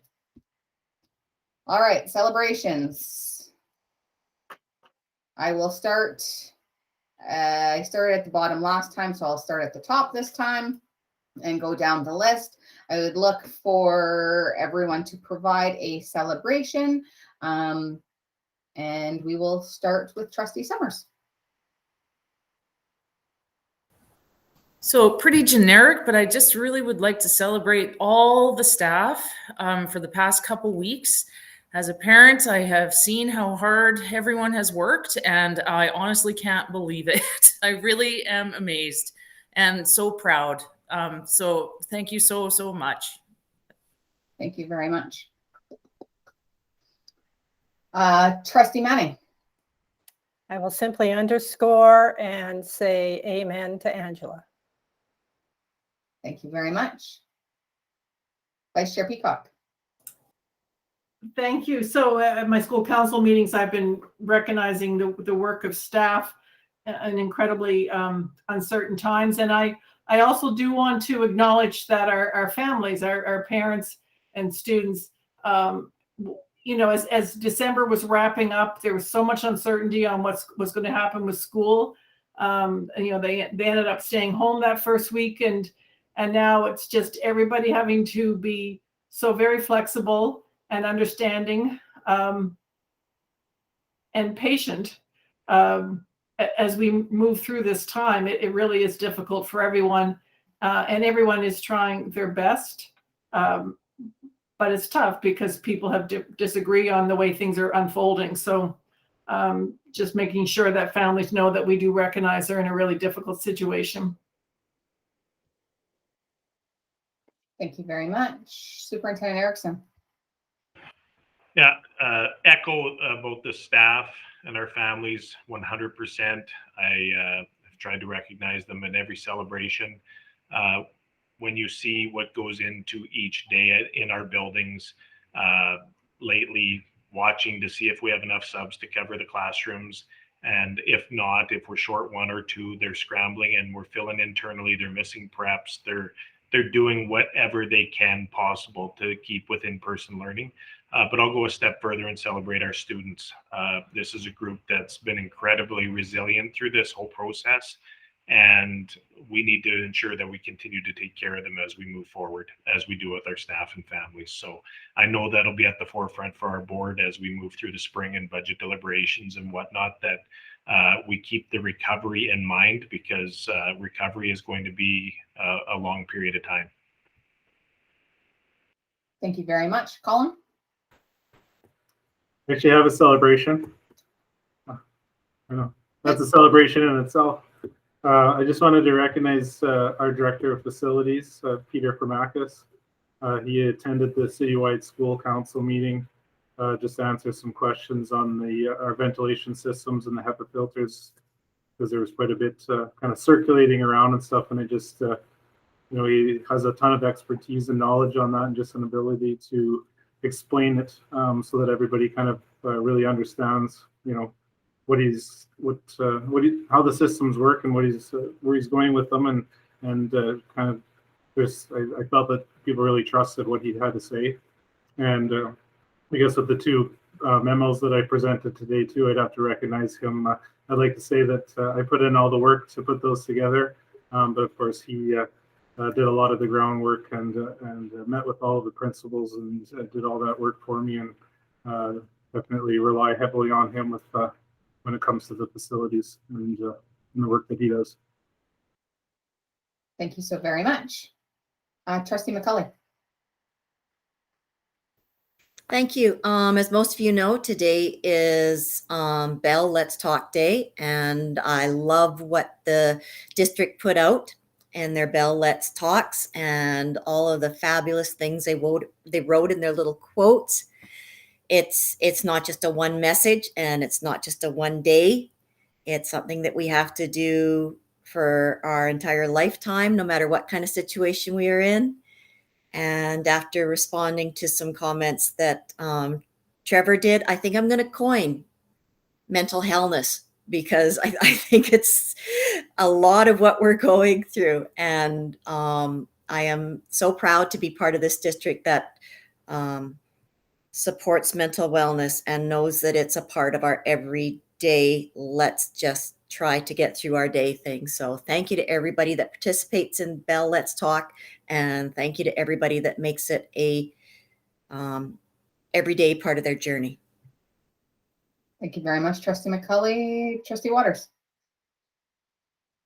I attended my first meeting last night at Maddie McCullough, and I want to recognize the parents for what they're going through and for doing the very best. I heard the frustration last night. They understand what the situation is. They just want to be in the schools. They want to see their kids, and they want to celebrate and do all sorts of things. So they understand. They're hoping this is over soon, and we all are. So again, thank you to the parents that are doing the very best and understanding that we're all in this together. Thank you. Thank you very much, Trustee Waters. Trustee Gould. Yeah, sure. I got to visit La Vista Grande yesterday for the first time, and I had this like fantastic time, and we were speaking Spanish and running into these kids. And one of the things I saw was this unbelievably gorgeous library with plants everywhere, and a librarian who's frothing at the mouth with such great passion around books and more books, and please, can we get more books that are Spanish books, and finding that their students are real readers. I don't know about other schools, but these kids are in there for books all the time. And in fact, they had like curbside pickup and all this sort of stuff when they were, you know, in those scarier, darker days, because the kids just didn't want to give up their books. So I celebrate reading and all of the energy that goes around that. And of course, everything else everyone has said, of course, because it's fantastic and true. But go books, go. Thank you very much, Trustee Gould. Associate Superintendent Nicola Golby.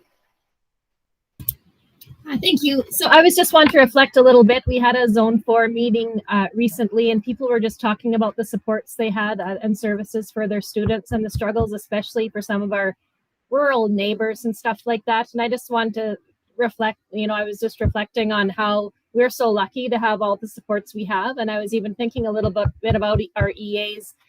We have high level EA support for sure. We're lucky that way. And earlier in the year, I kind of through the year, about 3 principals phoned me this year and say, you know what, I feel like we've had a bit of a change at our school, and I'd like to offer an EA back for another school to use that's in more desperate need than we are. That was just like so thoughtful and so appreciated. So just wanted to share that. Thanks. Thank you so very much. Trevor?